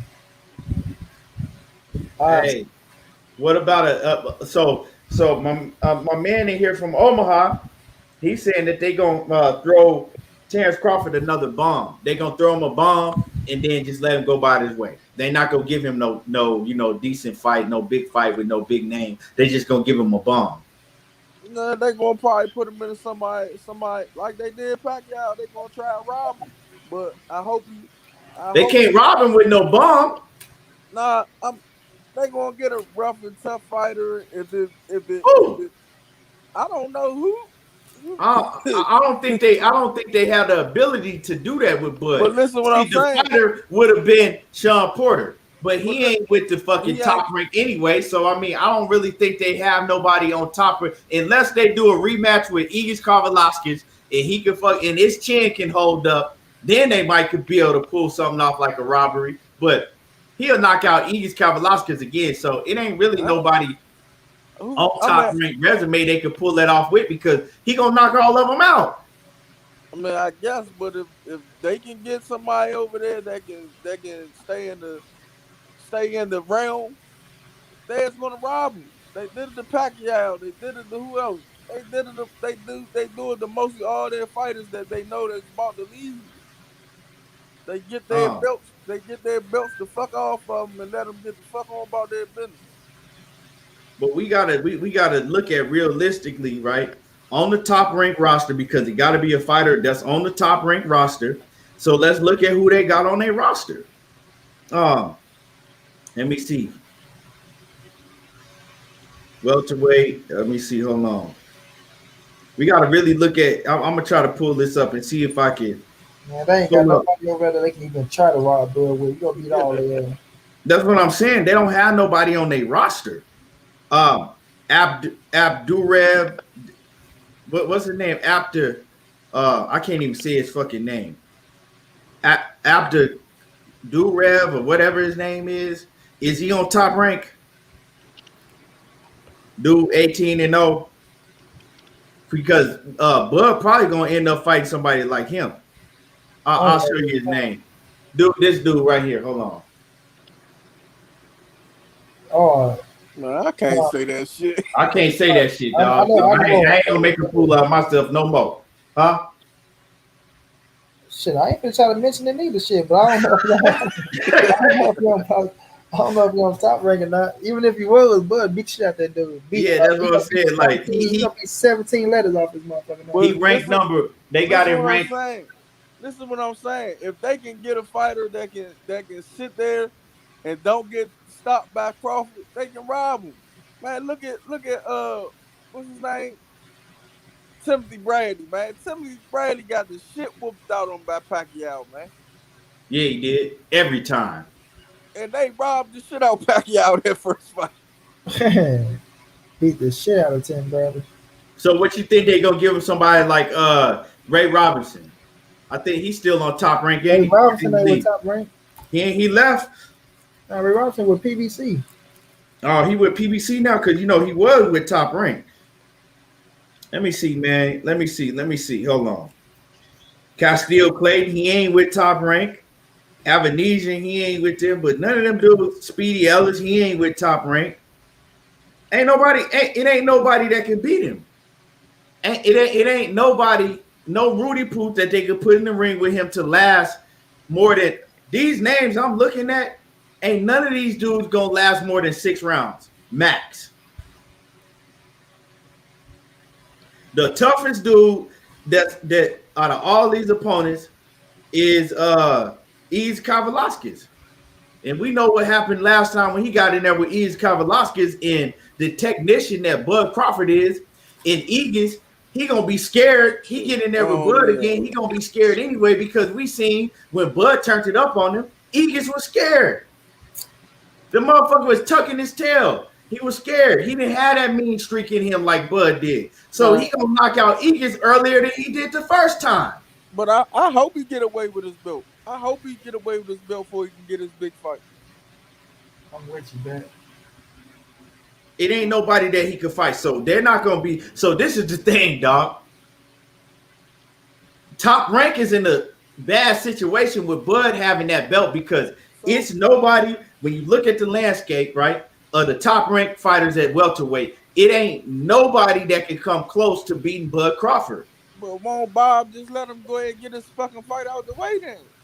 Why wait till October? Get the fucking fight out the way and let the boy get the fuck on about his business if he's losing so much money. Cause I'm telling you right now, if he leaves top rank, he's leaving with that belt. But don't think it's gonna be. I'm telling y'all, it's some shit in that contract. It ain't gonna be as easy for him to leave as y'all think it is, unless Bob, like Money said, unless Bob is just like, man, I'm fucking sick of this dude. Fuck it. Get him up out of my fucking hair. that's what Crawford came out and said. His contract over with. Remember when Bob first came out and started going on him, he fucking lashed back.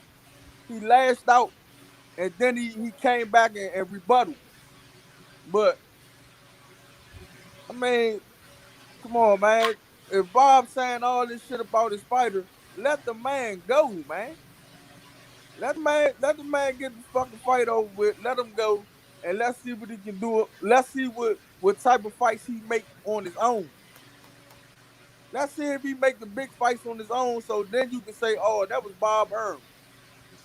Who had 154 on Top Rank? Anybody know who Top Rank got at 154? I'm gonna look. Hold on. I don't know nobody on Top Rank, but Teofimo Lopez. Ain't Josh Taylor on Top Rank? Yeah. Yeah, I only Yeah, know but see, that's I'm talking about from 147 to 154.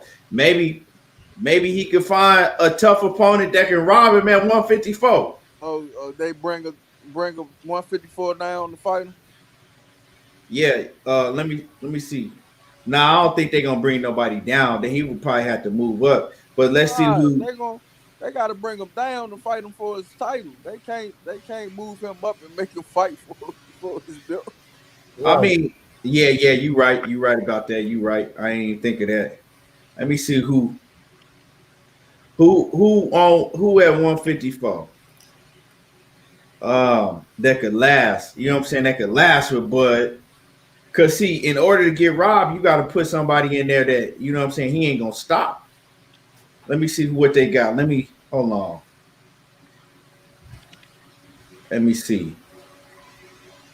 I think you really look at too much into this shit. They ain't rocking Bud, man.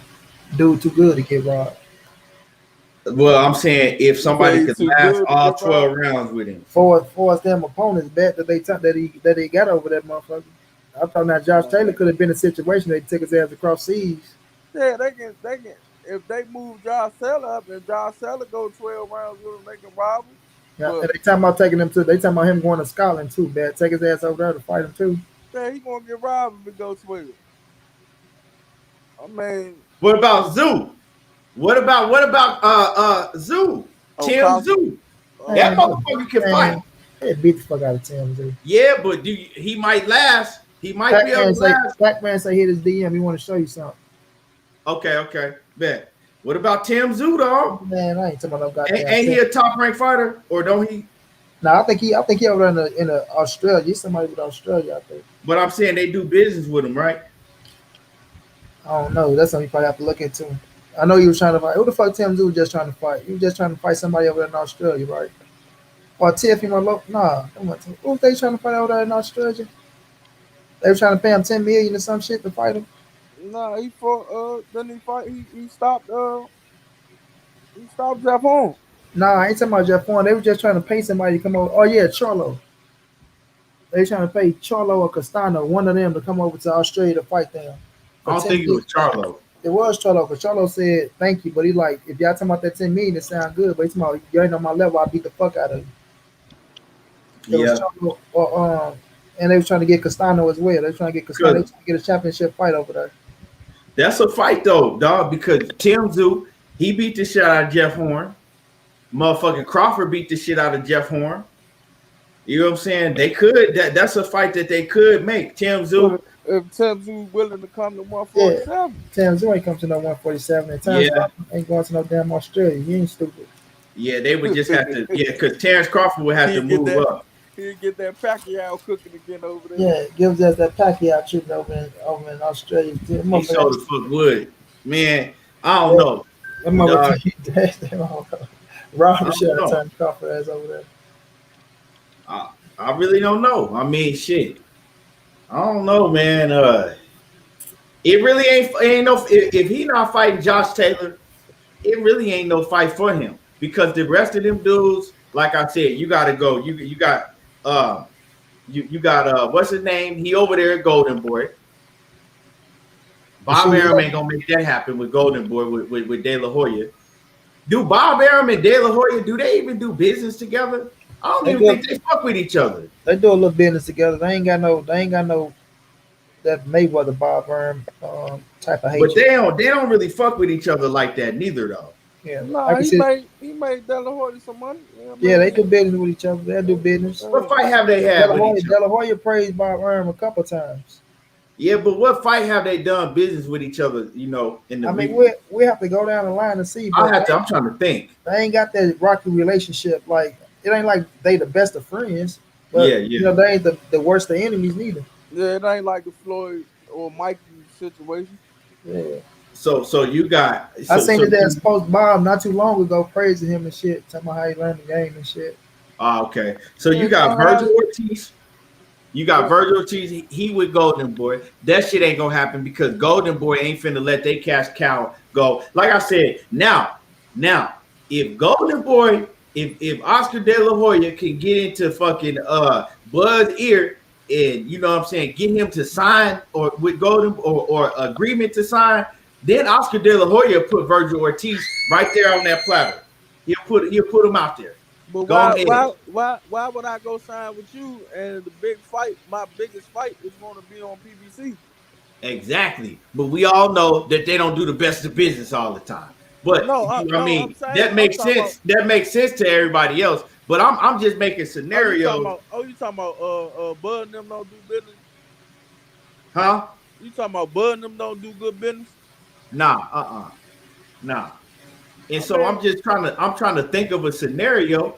Who the fuck he would fight? Castile Clayton. I think Castile Clayton, he fight with Showtime. But if he get out his contract, it's only one fight for him to fight. If he don't go to that fight when he get out his contract, y'all know who was ducking the whole time. No, but see, Batman, what I'm saying is who is he going to fight? He got one more fight left with Top Rank. Who can they put him in the ring with? Because we got to think, right? Top Rank, that WBO belt that Bud Crawford got, that's the Top Rank title, basically. That title stays in the stable. So who could they put in the ring with so they could be able to rob? I don't see nobody. Y'all know Josh Taylor ain't gonna fight him, so he's gonna fight a bum.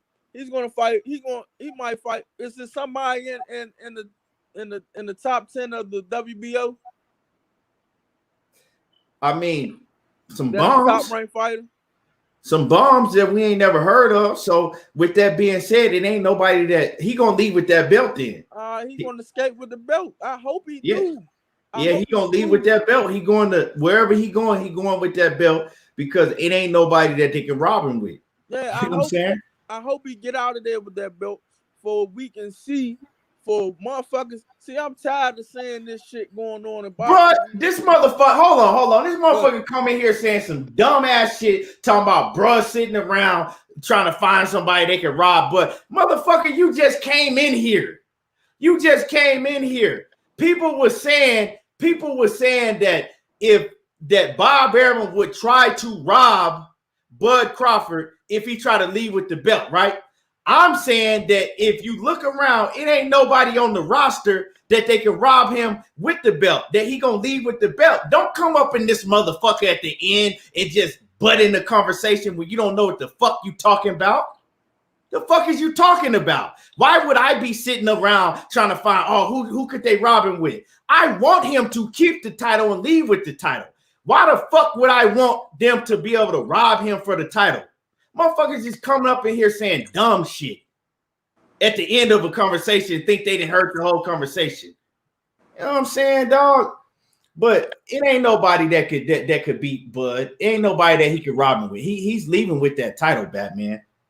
That's just what it is. Yeah, like I say, Keith, I hope he leaves with the title because it's a stigma in boxing now. These motherfuckers keep talking shit to each other, and we never seeing the fight. I want to hurry up and see the motherfucking fight where people got real animosity against each other.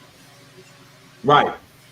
So if Bud Crawford go to PBC, we know what time it is. We know that he's going to PBC because he really wants to make that fight with Errol Spence.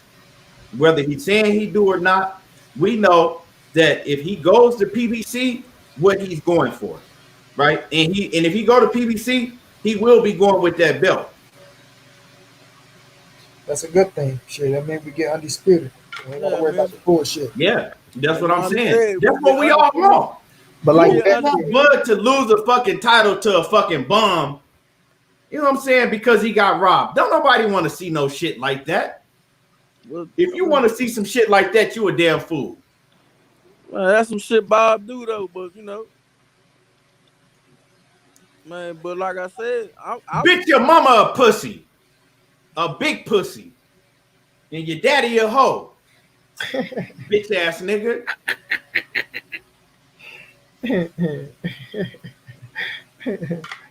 Oh man, niggas always talking about hating on Bud. Don't listen. Yeah, always come with his fucking goofy looking ass up in this motherfucking talking about some but you always hating on Bud. Gonna come in at the fucking back end of a conversation and just catch and don't know what the fuck we talking about. I'm gonna try to come in and give his little funky ass 2 cents. Bitch, get the fuck up out of here. A nigga named Nunu. The fuck? What type of nigga named theyself Nunu and got a nerve to put that shit on fucking YouTube? You know this nigga a pussy. He got some real good Nunu. Oh shit, man. Type of nigga named theyself Nunu. Nigga, I know an Asian bitch named Nunu. I never heard of a nigga named Nunu. You know what I'm saying? You know an Asian bitch named Nunu, not a nigga. Oh, wet ass nigga. And dog.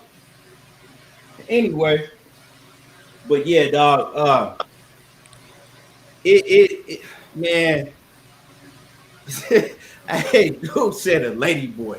A fucking Nunu. Man, dog.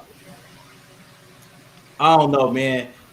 I don't know. I'm just ready for Bud to get the fuck away from Top Rank, man, so we can really see what's really going on. Get the fuck away from Top Rank so we can see him in the ring with these killers. You know what I'm saying? But I just want to see the fight. I don't care if you get away from Top Rank. As long as they make these motherfuckers fight, man. Right, bet. I'm like you, bet. I just want to see him fight some of these top motherfuckers. I don't give a fuck if people top rank, hot rank, no rank, slow rank, big rank. But see, you got and I'm gonna break it down for y'all. He's going to have to go to PBC to make these fights. That's it. You know what I'm saying? And I'm gonna tell you how, and I'm gonna break it down in the video I'm about to make. I'm gonna tell you how PBC and Al Heyman work. That's just what it is, dog. You know what I'm saying? He just gotta be willing to accept. Get that motherfucking ego out of his motherfucking head. He could have had a Danny Garcia. They still doing business together. Ain't what's his name? Just one at 154 that won the WBO belt. He was PBC, right? Brian Castano. Yeah, Brian Castano. Yeah, he just fought against that was Golden Boy fighter. Golden Boy fighter. They still Golden Boy though. Some motherfuckers still do business together, man. It just come down to Bob. I mean, just come down to motherfucking Terence Crawford being with a promoter that's willing to put the money behind his fighter, right? That's what it comes down to. Like Al Heyman here negotiate with the motherfucker, but if he wants these big fights consistently, if he wants these big fights consistently, he has to go to PBC. It ain't that he has to go there. He just called a PBC fighter, right? Yeah, let me say this, man. He just had Danny Garcia that he could have negotiated with to get the fight. He just tried to lowball a man. He just had Sean Porter he could have negotiated to get the fight with. He tried to lowball a man. He tried to lowball Thurman. It's about you going to a promoter that's willing, right, to put the money up there, what it's going to be. Al got faith in the PBC boys to do what they go do. But the only thing Al want to make sure is that them boys getting what they deserve. And like, if they not getting more than what you go get over here, then why the fuck am I going to let you go over there and fight for, you know what I'm saying? If I knew I could get you more, fighting one of our own over here, why am I going to let you fight them over there for less, knowing it's a risk that you can lose to get that thunder? It's just about them putting the right amount of money up. Shit, if they ain't putting the right amount of money up, it ain't making business sense. Al gonna say fuck you and get the fuck on. You know what I'm saying? So that's just how it works. But see, what I'm saying is that he can't make these fights, right, with these PBC fighters on a consistent basis. Like you see Errol, like he just fucking ran through all of them basically. Bud Crawford can't continue to make consistent fights with the top dogs unless he go to PBC. Yeah, he might be able to get one big fight, but they not doing consistent business with each other. He can't fight all them dudes. He ain't gonna be able to fight no Errol Spence, Keith Thurman, or whoever else back to back like that. I don't even really think he wants to. Hey Keith, yes he would if Bob Earl put the fucking money up. No, I'm saying we talking about if he leaves Top Rank and he goes to another promoter. But if he stay with Top Rank, if Bob get his head out his ass and put the money up, Bud Crawford will get big fights. But Bob is not fucking gonna do no consistent business. Okay, now you just fought Keith Thurman. Now we finna give you Earl Spence. So now you just fought. He not finna do that. Bob don't work like that. Cause Bob dumbass. Al Heyman don't work like that. None of them dudes work like that. Listen, I'm trying to tell you. Because Bob a dumbass. He think that certain fighters don't sell and they do. Listen, Mikey. That's his fault. That's his fault. He picked Cale Brook. He picked American because they got the UK behind them. That's his dumbass fault. You gotta remember, Mikey wasn't even signed to PBC, and Mikey got motherfucking Bronner. He got motherfucking Robert Easter, and he got Earl Spence.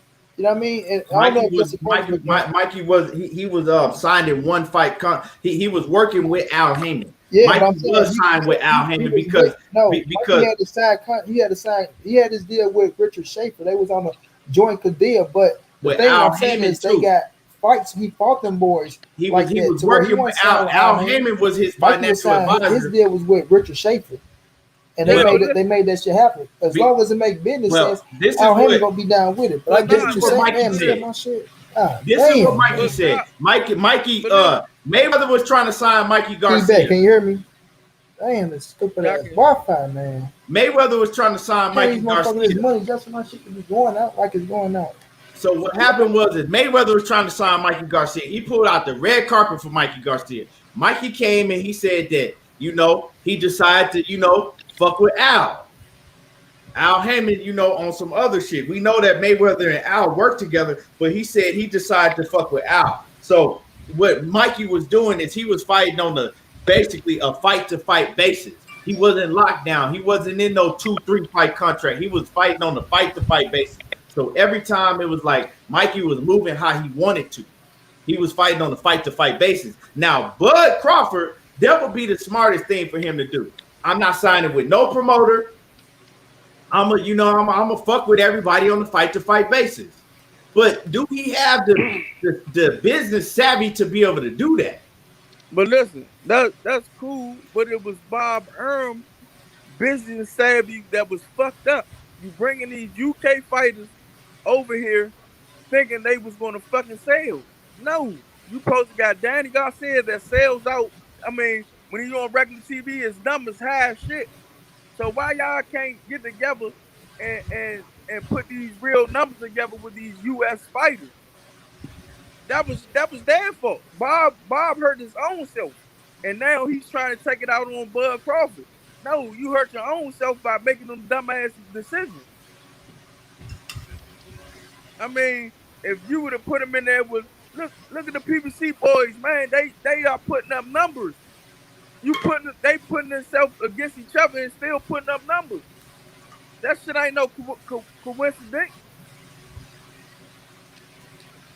Come on, man, Bob, get your head out your ass, man, and let your fucking stepson take the fuck over and do this shit right, man.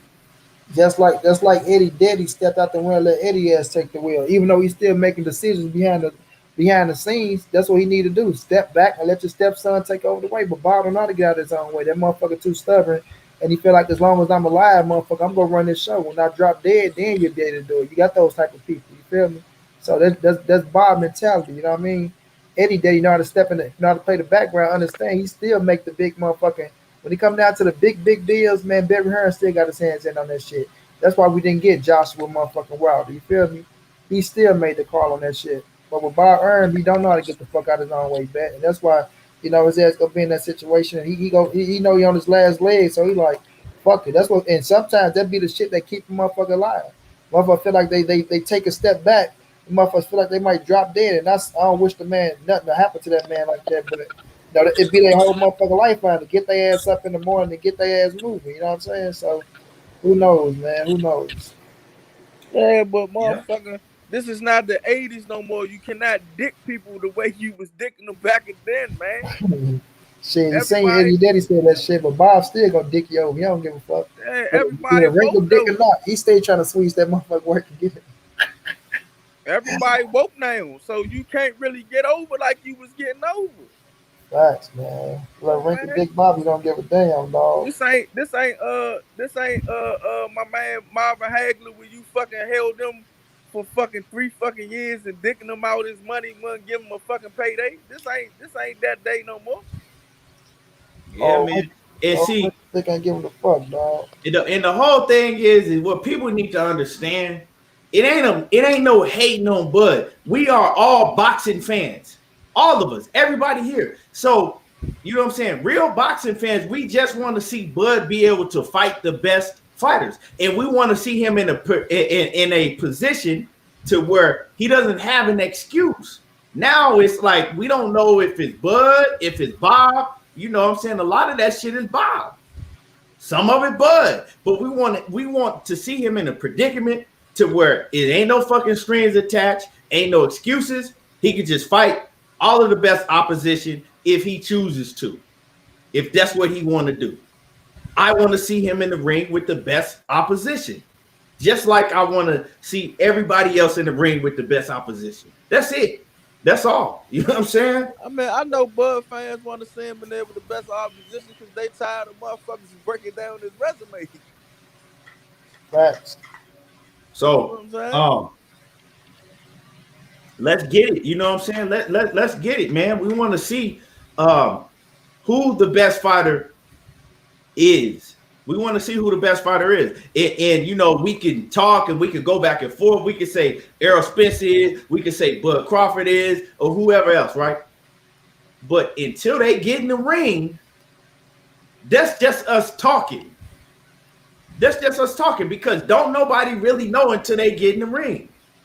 And that's what we need to see. We need to see it to where we don't have to ask ourselves that. When Floyd was fighting, we didn't have to ask ourselves who the best fucking fighter was because we already knew with nobody fucking with Floyd. You know what I'm saying? And we want to be able to get back to that to where we know who the best fighter is. Yeah, because he proved it. Yeah, he proved it time and time and time again. He proved it so much that they was looking at motherfuckers like Gennady Golovkin to fight him. They had nobody else for him to fight. Well, why don't he go up and fight Gennady Golovkin? Come on, bro. Man, you know you're the best motherfucker. I really meant that shit. Well, if Floyd's so good, yeah, we have Triple G here. Why don't Floyd, going up and face Triple G?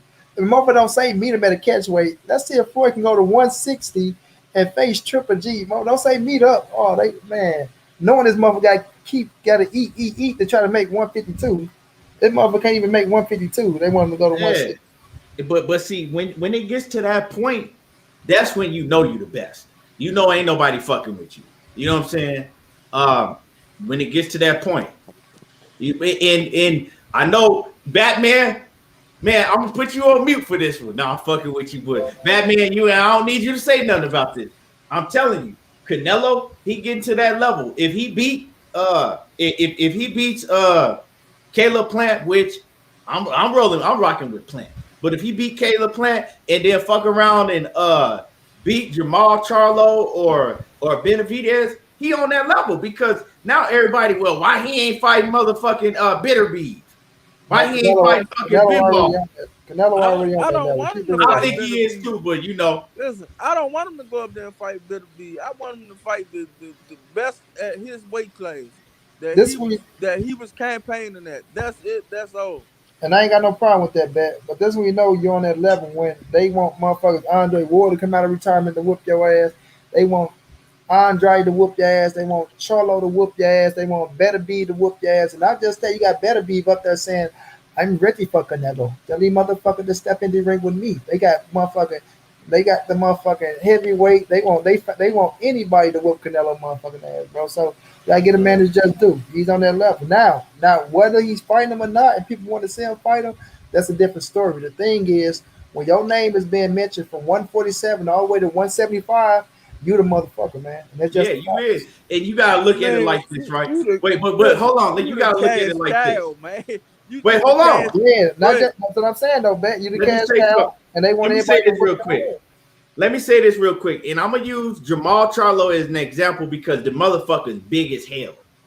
Like, if I've been next to Jamal Charlo and the motherfucker big as hell. He actually just put up a video with him and Chad Ochocinco, and he way bigger than Chad Ochocinco, right? So look at how big Jamal Charlo is, right? Ain't nobody telling Jamal Charlo that he need to move up to 175 and fight nobody. Jamal Charlo, motherfuckers, when people talk about Jamal Charlo going to 168, why should Jamal Charlo have to go to 168? He's a 160-pound fighter. But look at Canelo. 5'7", 5'8", came from 154. People, you know what I'm saying that he needs to go to 175 again. So you see what it is. You see what it is. When you great, people want to keep raising the bar for you.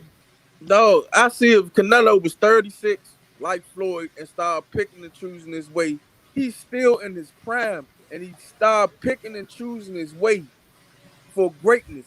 It's a difference. It's a difference. That's all I'm saying. It's a difference. When he get up in age and he picking through, I can give him that because he fucking earned it. But when Floyd was 31, Floyd had to go through the ringer. This nigga. So what you think about him and Caleb Plant? What you think about him trying to fight Caleb Plant then? It's a good fight, but that ain't the fight a person really wanted to see him in. So but now you don't really want to see him fight Caleb Plant. Listen what I'm saying. That's not a fight. Everybody. I'm talking about you. You personally. You know boxing. So I'm asking. No, I ain't talking about what everybody else say. I'm talking about you personally, Batman. Me personally. That's not a fight I was really wanting to see Canelo win. I wanted to see Canelo against Charlo or Andre. But bruh, he's a worthy opponent.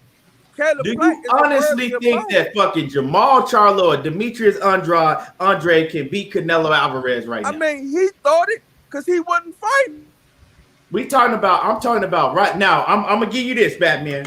At 154. But you got at 154. Hold on, let me give you this. At 154, I do believe that Demetrius Andrade and Jamal Charlo may have. Well, okay. Let me say this. At 154, I think that Demetrius Andrade could have beat Canelo Alvarez when they was both at 154. I think that they both could have beat Canelo. I mean, I think that Demetrius Andrade could have beat Canelo Alvarez.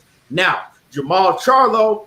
I think that Charlo, you know what I'm saying? Because Charlo was still getting better. You know what I'm saying? I don't know how good Charlo was at 154. He was a beast, but he was still kind of learning at 154 at the same time. I think that would have been a good fight. Right now, so I don't know who would have won that fight. But right now, Demetrius Andrade or Jamal Charlo cannot beat Canelo Alvarez. And I'll bet anything. I would bet my last fucking dollar on that shit. Still steps with that. Why? Because why? When I was at 160, I only needed one belt to become undisputed. When Billy Joe had the belt, I was pressing Billy Joe to get in the ring with me. But when Billy Joe lost that belt, I didn't want to be undisputed no more. All right, cool. You moved up. You fought. Who we fight out of that? Danny Jacobs. He looked all right in that fight. He ain't dominate Danny Jacobs the way everybody trying to say he did. Let me ask you something though, right? Let me say this. I get exactly. Let me say this real quick, and I'm gonna let you talk. And I'm gonna give it to you, Money. Let me say this real quick. Now we know that Oscar De La Hoya, right, and PBC were not fucking with each other. They was on horrible bad terms, right? Fucking De La Hoya had sued PBC. They wasn't doing no business together. So, right, with that said, right, Canelo said that Oscar De La Hoya was stopping a lot of that shit from happening. He was advising them, no, we're not finna, that's not gonna happen. We're not doing no business with them. So you gotta understand at the end of the day, I don't know what happened. I'm just saying at the end of the day, you have to take into account that he had a promoter that was not fucking with the other side. You can't sue somebody and then do big business with them like that. It ain't. They wasn't doing business. He was a mandatory. They don't do business when you mandatory. But they made him right. It don't care who you with. But If what you did Canelo mandated say? to fight somebody. Wait, but hold on. If you're gonna talk about it, let's talk about the whole situation, Batman. But why did Canelo first fall out with Oscar De La Hoya? Because he said that Oscar De La Hoya did not tell him that he was gonna have to drop that WBC title, because he said if that was the case, he would have fought for it. He said Oscar, because he was in a situation with another promoter where they was trying to make him fight at that point in time, and he couldn't do it because he was in a lawsuit with another promoter. No, did y'all look at the paperwork? When they say you in the lawsuit, you ain't gotta drop your belts. You just go to the sanctioning body and tell them, yeah, I'm in a dispute, so you get to. Well, that was De La Hoya was doing the talking in the business. That's why he fell out with De La Hoya, because he didn't fucking tell me none of that shit. That's what I'm trying to say. So we can't just talk about some of the story, right? And then leave the rest of it out. That was for Triple G. That was for Triple G. But he dropped the belt when he dropped the belt twice up there. So right, that was for Triple G, that situation. But I'm gonna say this: they asked for the franchise title. They asked for it. Yeah, they did. They did. With Canelo's situation, I don't blame Bet for feeling the way he felt, because that is a valid argument. When he said he wanted to be undisputed, Demetrius Andrade was right there with the last scrap. He had the last scrap, and he could have went in there and fought him. So for whatever reason, I get why you look at it like that, Ben. And I do think he should have fought all of them. Yeah, I do think right now, I do give, like, I pick Canelo to beat Charlo and Andrade if they have a fight, but I do give them a chance to beat Canelo right now. I do. I ain't gonna just say like he just beat them like right off the bat, but I will pick him to win the fight. You know what I'm saying? But the situation is, Canelo is at 168 now. You know what I'm saying? Regardless if we wanted to see his ass fight for undisputed at 160 and he didn't get the job done in that situation, I understand it, bro. I understand it, and I don't knock nobody for getting on his ass. Get on his ass. You want to get on his ass for the clenbuterol shit? Get on his ass. My thing is, he still is doing. You understand what I'm saying? He's still doing. People can say, oh, well, he ain't fight this person, he ain't fight that person. The motherfucker is still doing things to become great. You understand what I'm saying? He's still at 168 fighting the best motherfuckers up there. Whether you feel like they better than the motherfuckers at 160 or not, he's still at 168 fighting them motherfuckers, and they got world titles, and they are credible opponents. We just can't dismiss them. They are credible opponents. And when I look at 160, I'm looking at motherfucker Andrade and Charlo saying, okay, he's not trying to fight y'all. Fight y'all motherfucking self. That's the biggest fight. And as much as motherfuckers get on Canelo ass, I want to see them get on Charlo and Andrade ass for not fighting each other. And I ain't gonna even get on Andrade ass because Andrade popped up on motherfucking Charlo ass. He want to fight. Get on Charlo motherfucking ass to fight Andrade as well. You feel me? Like, yes, we want Canelo to fight this man, and we can say you was one belt away from undisputed. But we got these motherfuckers here, number one, number two, and they one belt away from being a unified champion and setting themselves apart as a division for making their own history. And once you become a unified champion, other doors open up. You never know what the fuck gonna happen. You feel me? You never know what's gonna happen. So we looking at Canelo as being that one man, that one main cash cow, like you say, Bet, who's holding, you know what I'm saying, that title to where you know you're gonna get that big ass payday. But at the same time, these niggas can make their own paydays as well. Anthony Joshua was the cash cow, that heavyweight, but when Wilder and Fury wanted to fight each other, look what it made Anthony Joshua have to do. You feel me? Or just open up any fucking thing. You open up your own lane, bro. So I look at it from that scenario, bro. So yes, Canelo should have fought them mans, and I'm not knocking nobody because that's a fact. But he's still doing and making history while these motherfuckers still sitting down chasing, talking about, oh, he won't give us the fight. And then you got motherfuckers out here, they refuse to talk about Andrade and Charlo fighting each other and continue want to push Canelo. So even if Canelo don't fight them, y'all can say he a bitch, and not you. I ain't saying you that. But y'all can say this about him, say that about him, but that motherfucker still making history, going in them history books while they still sitting their ass right there fighting motherfucking Leon Williams and motherfucking Montiels and shit. You know what I'm saying? Man, I get that. I get all that. Boo Boo Andrade is trying to make all the fights at 160. Charlo just came out and said he'll fight him when he finished with it, whatever he's doing, and I hope he do it. But it's an asterisk about this nigga Canelo, man. It's an asterisk beside him, man. That he got competition when competition was tough. Dog, and then when Boo Boo came in there, he talking about who he fight. Who the fuck did Rocky Fielding fight? Facts. Yeah, I ain't agree with that shit. I agree with that shit. And I agree with a lot of that shit that you saying, Batman, because why are you fighting niggas like James Kirkland, right? Motherfucking Liam Williams, or whatever the fuck, Liam Smith or whatever, Amir whatever Khan. the fuck his name was. Put it out there, Amir Khan. Why did you fight with Amir Khan? Amir Khan, and when you got dudes like Demetrius Dudu Andrade and you got Jamal Charlo, so I get what you saying. I feel all that shit that you saying, but I'm saying, like Money saying, okay, we got to move on from that now. Listen, we got to move on from that, and what is he doing now? We got to look at what he's doing now. Go to this. Then you go up there to 175 Trick Whitcomb. He just get out of a hard grueling fight and get him to fight in 2 months. Bam. He shouldn't have took the fight. Huh? He shouldn't have took the fight. A motherfucker only going to go as far as you let him go. But you don't see the bitch shit. I'm talking about the bitch shit in the nigga. Real men don't do that. Real men don't do that. A lot of fucking 90% of these fighters moving like that if they can. You feel what I'm saying? I said real. I'm talking about us as real men that's getting behind these fighters. Real men don't put obstacles in ways that win fights. They ain't do it back in the day. No doubt. But you know, these dudes ain't built like that. You know, right. So they didn't grow up in the game getting taught like that. They grew up in the game getting taught by their promoters. What is the best move for business? How can you make the most money for the easy? You know what I'm saying? The easiest road to the most money. That's how they move. So I can say Canelo Alvarez is not a man's man. Well, this is what I'm saying, right? Listen to what I'm saying, all right?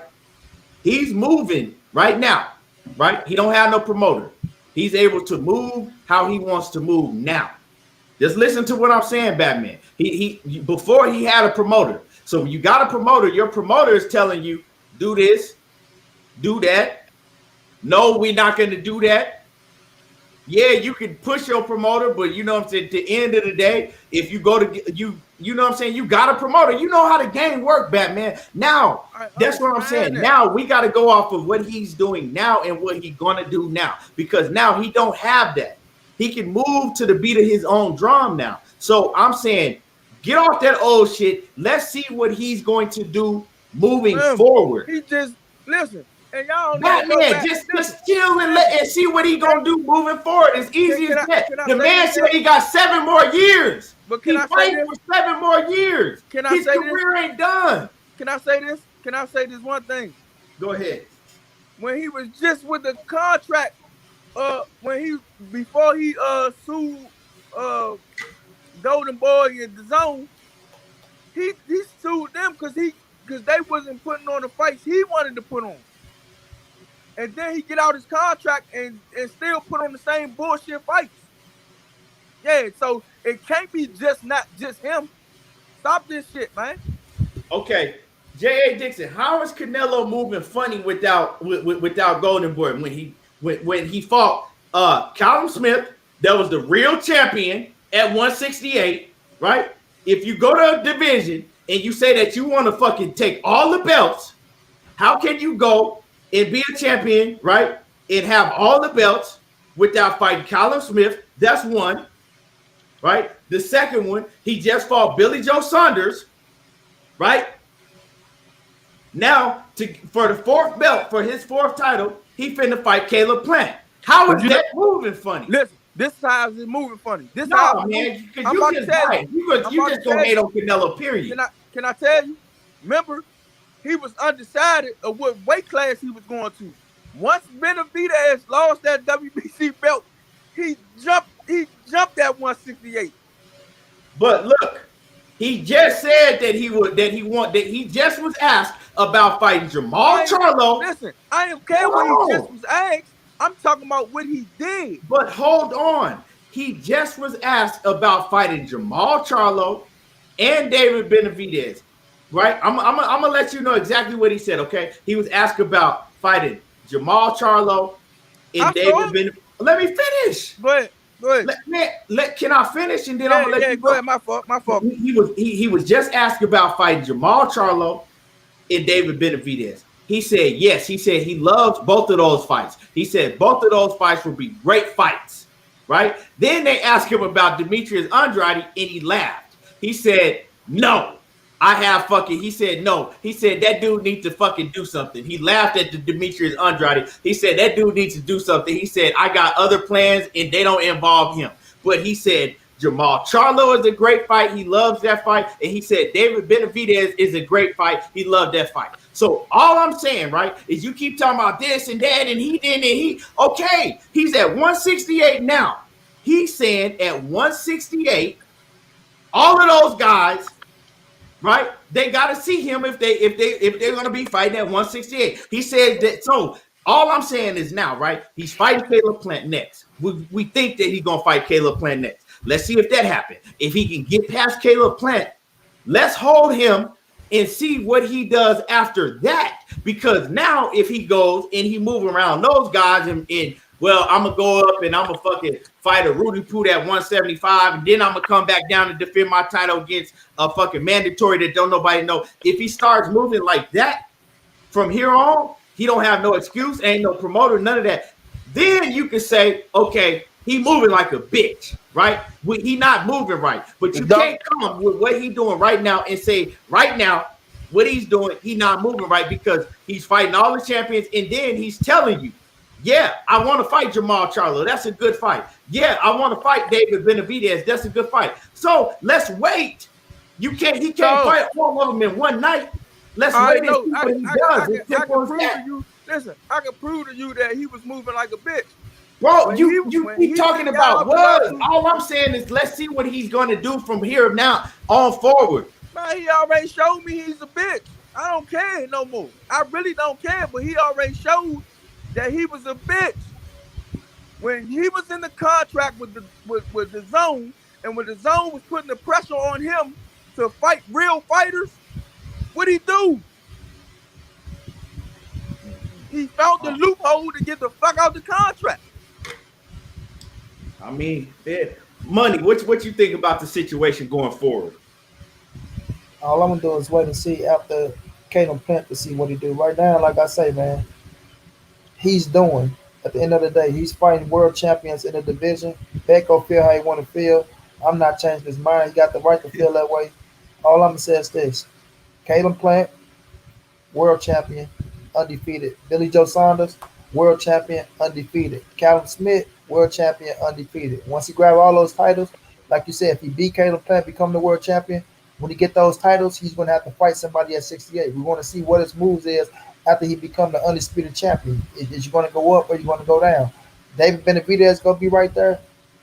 Jamal Charlo sitting at 160 pounds, so we'll see what happens with him if he want to drop the titles and go up and see if he can get the fight or not. You know what I'm saying? So we'll just see what happens. But the man, we know what the plan man is right now. Caleb Plant at 160. In September, Mexican Independence Day.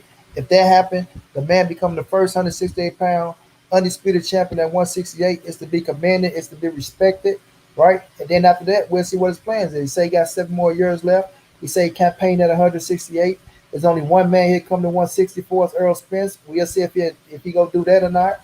So we'll just see what he do, man. Canelo he's in control of his own car. He's driving this shit. It's his chessboard. He's moving how he's want to move. But when you look at Andrade, when you look at Charlo, you just can't make it like they to me. You know what I'm saying? With the Caleb Plant and the David Benavidez, could you say they that much more talented than Caleb Plant and David Benavidez? Are they that much more dangerous than Caleb Plant and David Benavidez? We don't know. We know it's different. It's different styles. I think Jamal Charlo is his toughest task bet. I think Jamal Charlo, through all of them, I think he got the best shot at beat Canelo. You feel me? Especially after the performance that he put on against my man's his last performance. But at the same time, we'll have to see. We'll have to see. But the man said, like he said, that he's willing to fight them now. And I can feel what you're saying, Ben, because he said he wanted to be undisputed at 160. No matter what, it was one motherfucker there with Andrade. Whatever, it's a reason why he don't like Andrade. Is he afraid to fight Andrade? Fuck no. Is he afraid to fight Charlo? Fuck no. What's the reason? We don't know. That's it. That's in his mind. But now, right? And bet, like you say, hold his fucking feet to the fire. Fuck the bullshit. Hold his feet to the fire, which we gonna do. But now the man got a plan, whether we like it or not, and he's going for undisputed and he's fighting the champion. You can call him a bitch, you can say this, but that's still to be respected and commended. So if he get past Caden Plant and he become the undisputed champion, we'll see what's next. You know what I mean? You can't fight everybody at once. So the next move will be his next move. You know what I'm saying? But he's fighting champion after champion after champion. I know that piece of shit ass fight that I didn't agree with Abney Udream put a heart to that, but still, he still fought 3 motherfucking world champions back to back to back. And a lot of motherfuckers ain't doing that. These motherfuckers in the division with each other, these motherfuckers in the division with each other, and they world champions, and they not fighting each other. So regardless if Canelo fighting them or not, they still have to fight somebody to say what the fuck are they doing too. You feel me? So if you hold his if you hold his feet to the fire, hold they goddamn feet to the fire as well as getting it done too. You see what I'm saying? I can't hold Boo Boo feet to the fire because Boo Boo been in everybody's face. I can't hold Boo Boo Andre's feet to the fire right now. If y'all want to, and I can give you credit. I can give you credit on that one. And I did just I can give you because he tried to fight fucking Jamal Charlo. He tried to fight Canelo Alvarez. So I could give you credit on that. Tried to fight Triple G. He walked in the ring, pressed up on Triple G. He hawked down the Charlos already after he didn't fight Jamal. He hawked Jamal down. I can give you credit on that one. I can't even say shit about that one. He just came to Canelo press conference. Yeah, and he say he going to Charlo shit. He's chasing all the best fighters. Yeah. Let me read the super chat. I can't even say shit on that one, Bet. You got Let me read the super chat real quick. Matthew Valentine off in the super chat, always showing love. He say, every combo comes back to Canelo. He said he is the face by these standards, but I got Spence, Tank, Charlos, Wilder, and Fulton, fam. Keep grinding. Appreciate you. Man, all I gotta say is it come back to Canelo because if Floyd Mayweather would have did this shit, y'all would have been on top of Floyd. The white and Mexicans would have been on top of Floyd Mayweather's whole fucking skull, man. But the thing is this, Ben, I don't give a fuck what they do because I was saying the same shit about Floyd, giving Floyd his just due because you can't fight everybody. And Floyd was fighting top motherfuckers out there, right? He was fighting motherfuckers coming off their best performances, and he was doing what he was doing. Canelo fighting the top motherfuckers out there as well. If we want to say it's not the top people that you want to see him fight, it's still the top motherfuckers. Billy Joe Sanders. Wasn't the top wait a minute. Billy Joe, Calvin Smith, and motherfucker Caden Plant is the top of the top. You can't take that away from him. It's not. This is my thing. He was campaigning at 160, and he ain't fight nobody but Triple G. Hey, this is my thing. At that time, was Triple G not the number one middleweight, bro? No, I said Triple G, but I'm saying, was he the number one middleweight?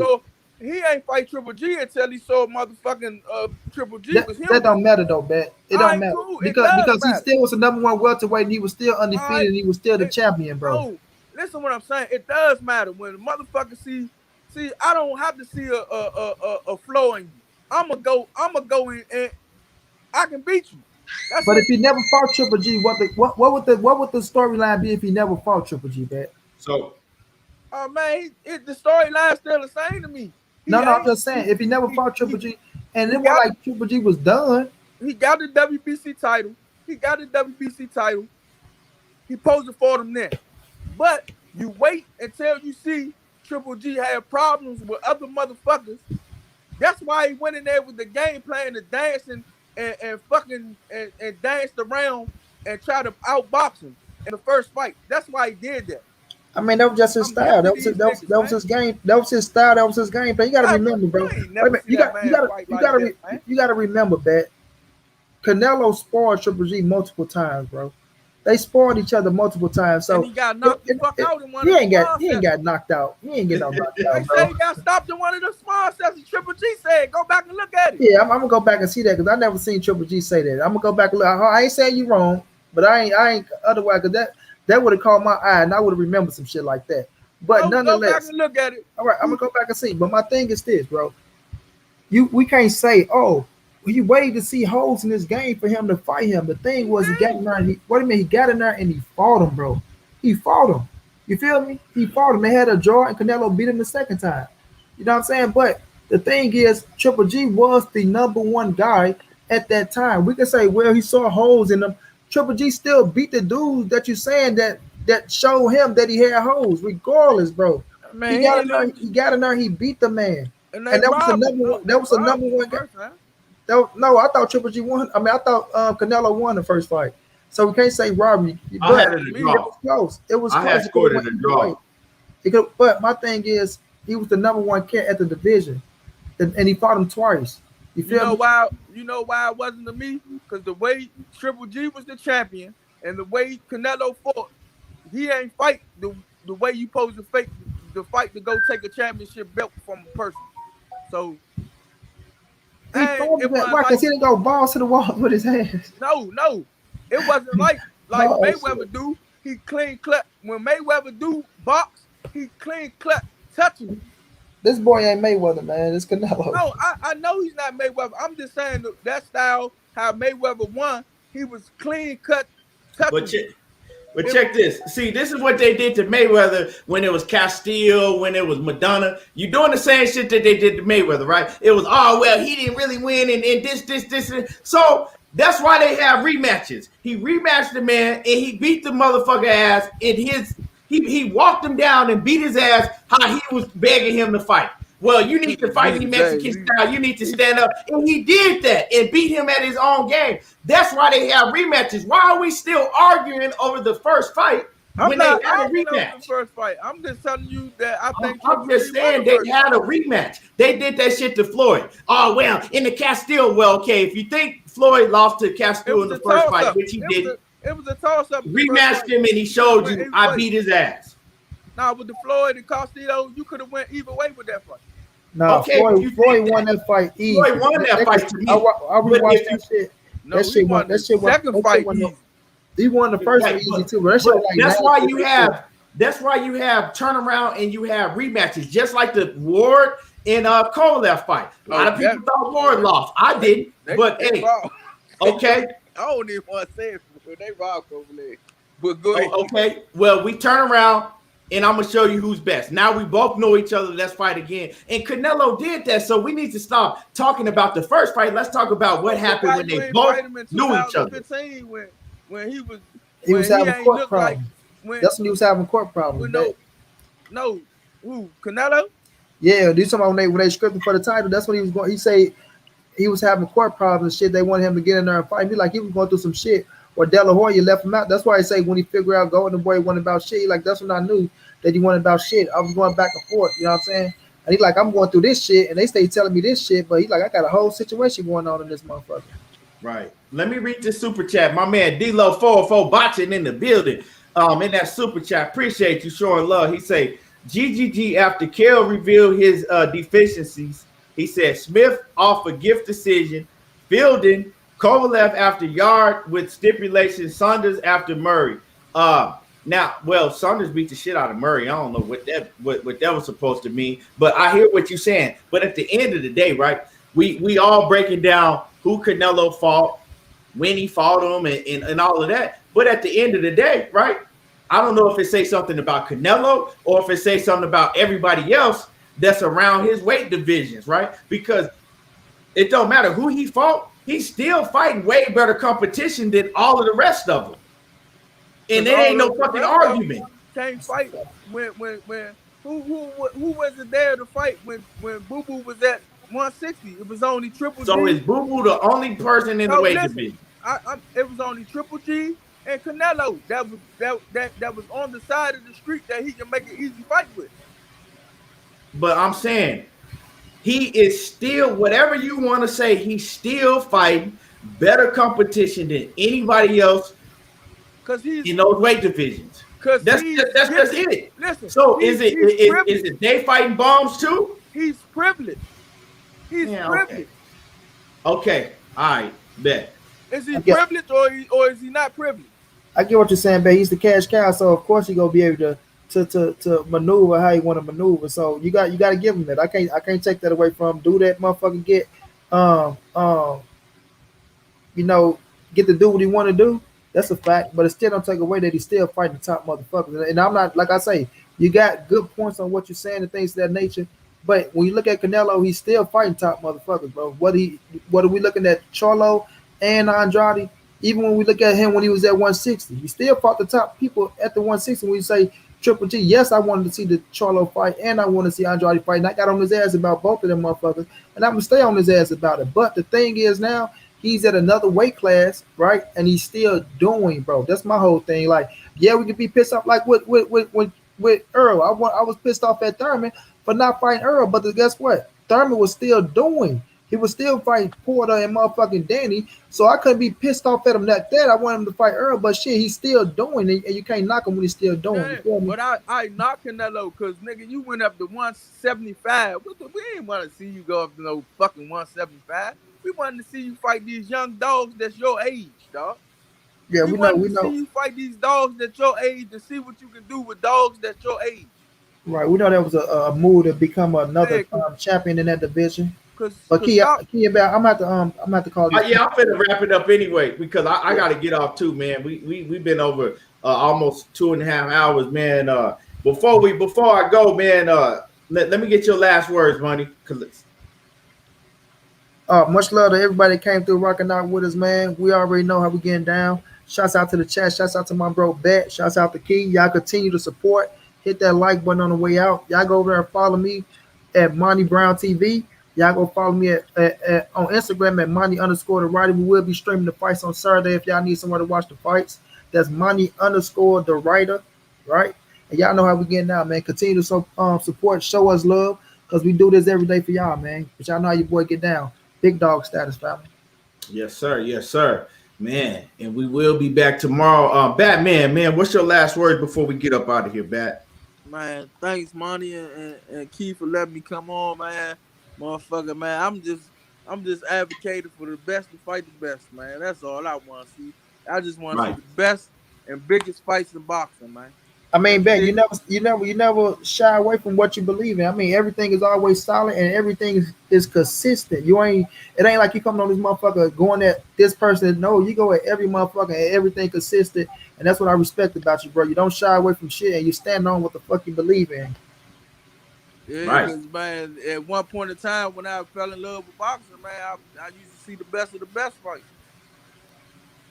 That's real. I respect that, and you know I'm the same way. Everybody know I'm a resume dude. I want to see the best of the best fight, but you know, with the Canelo situation, I'm like, okay, well, he can't fight everybody. Let's see what he do moving forward. If he on some bitch shit, Batman no, Money no, everybody know, I'm gonna be the first one to call him out for it. You know what I'm saying? But let's just see how he move, man. And I appreciate everybody in the comment section. Everybody, you know what I'm saying? The chat was lit. And tomorrow, the same time, y'all already know, tomorrow, the same time. Appreciate you, Money. Appreciate you, Bat. And you know how we do, man. There you go, talking that boxing again. I'm out.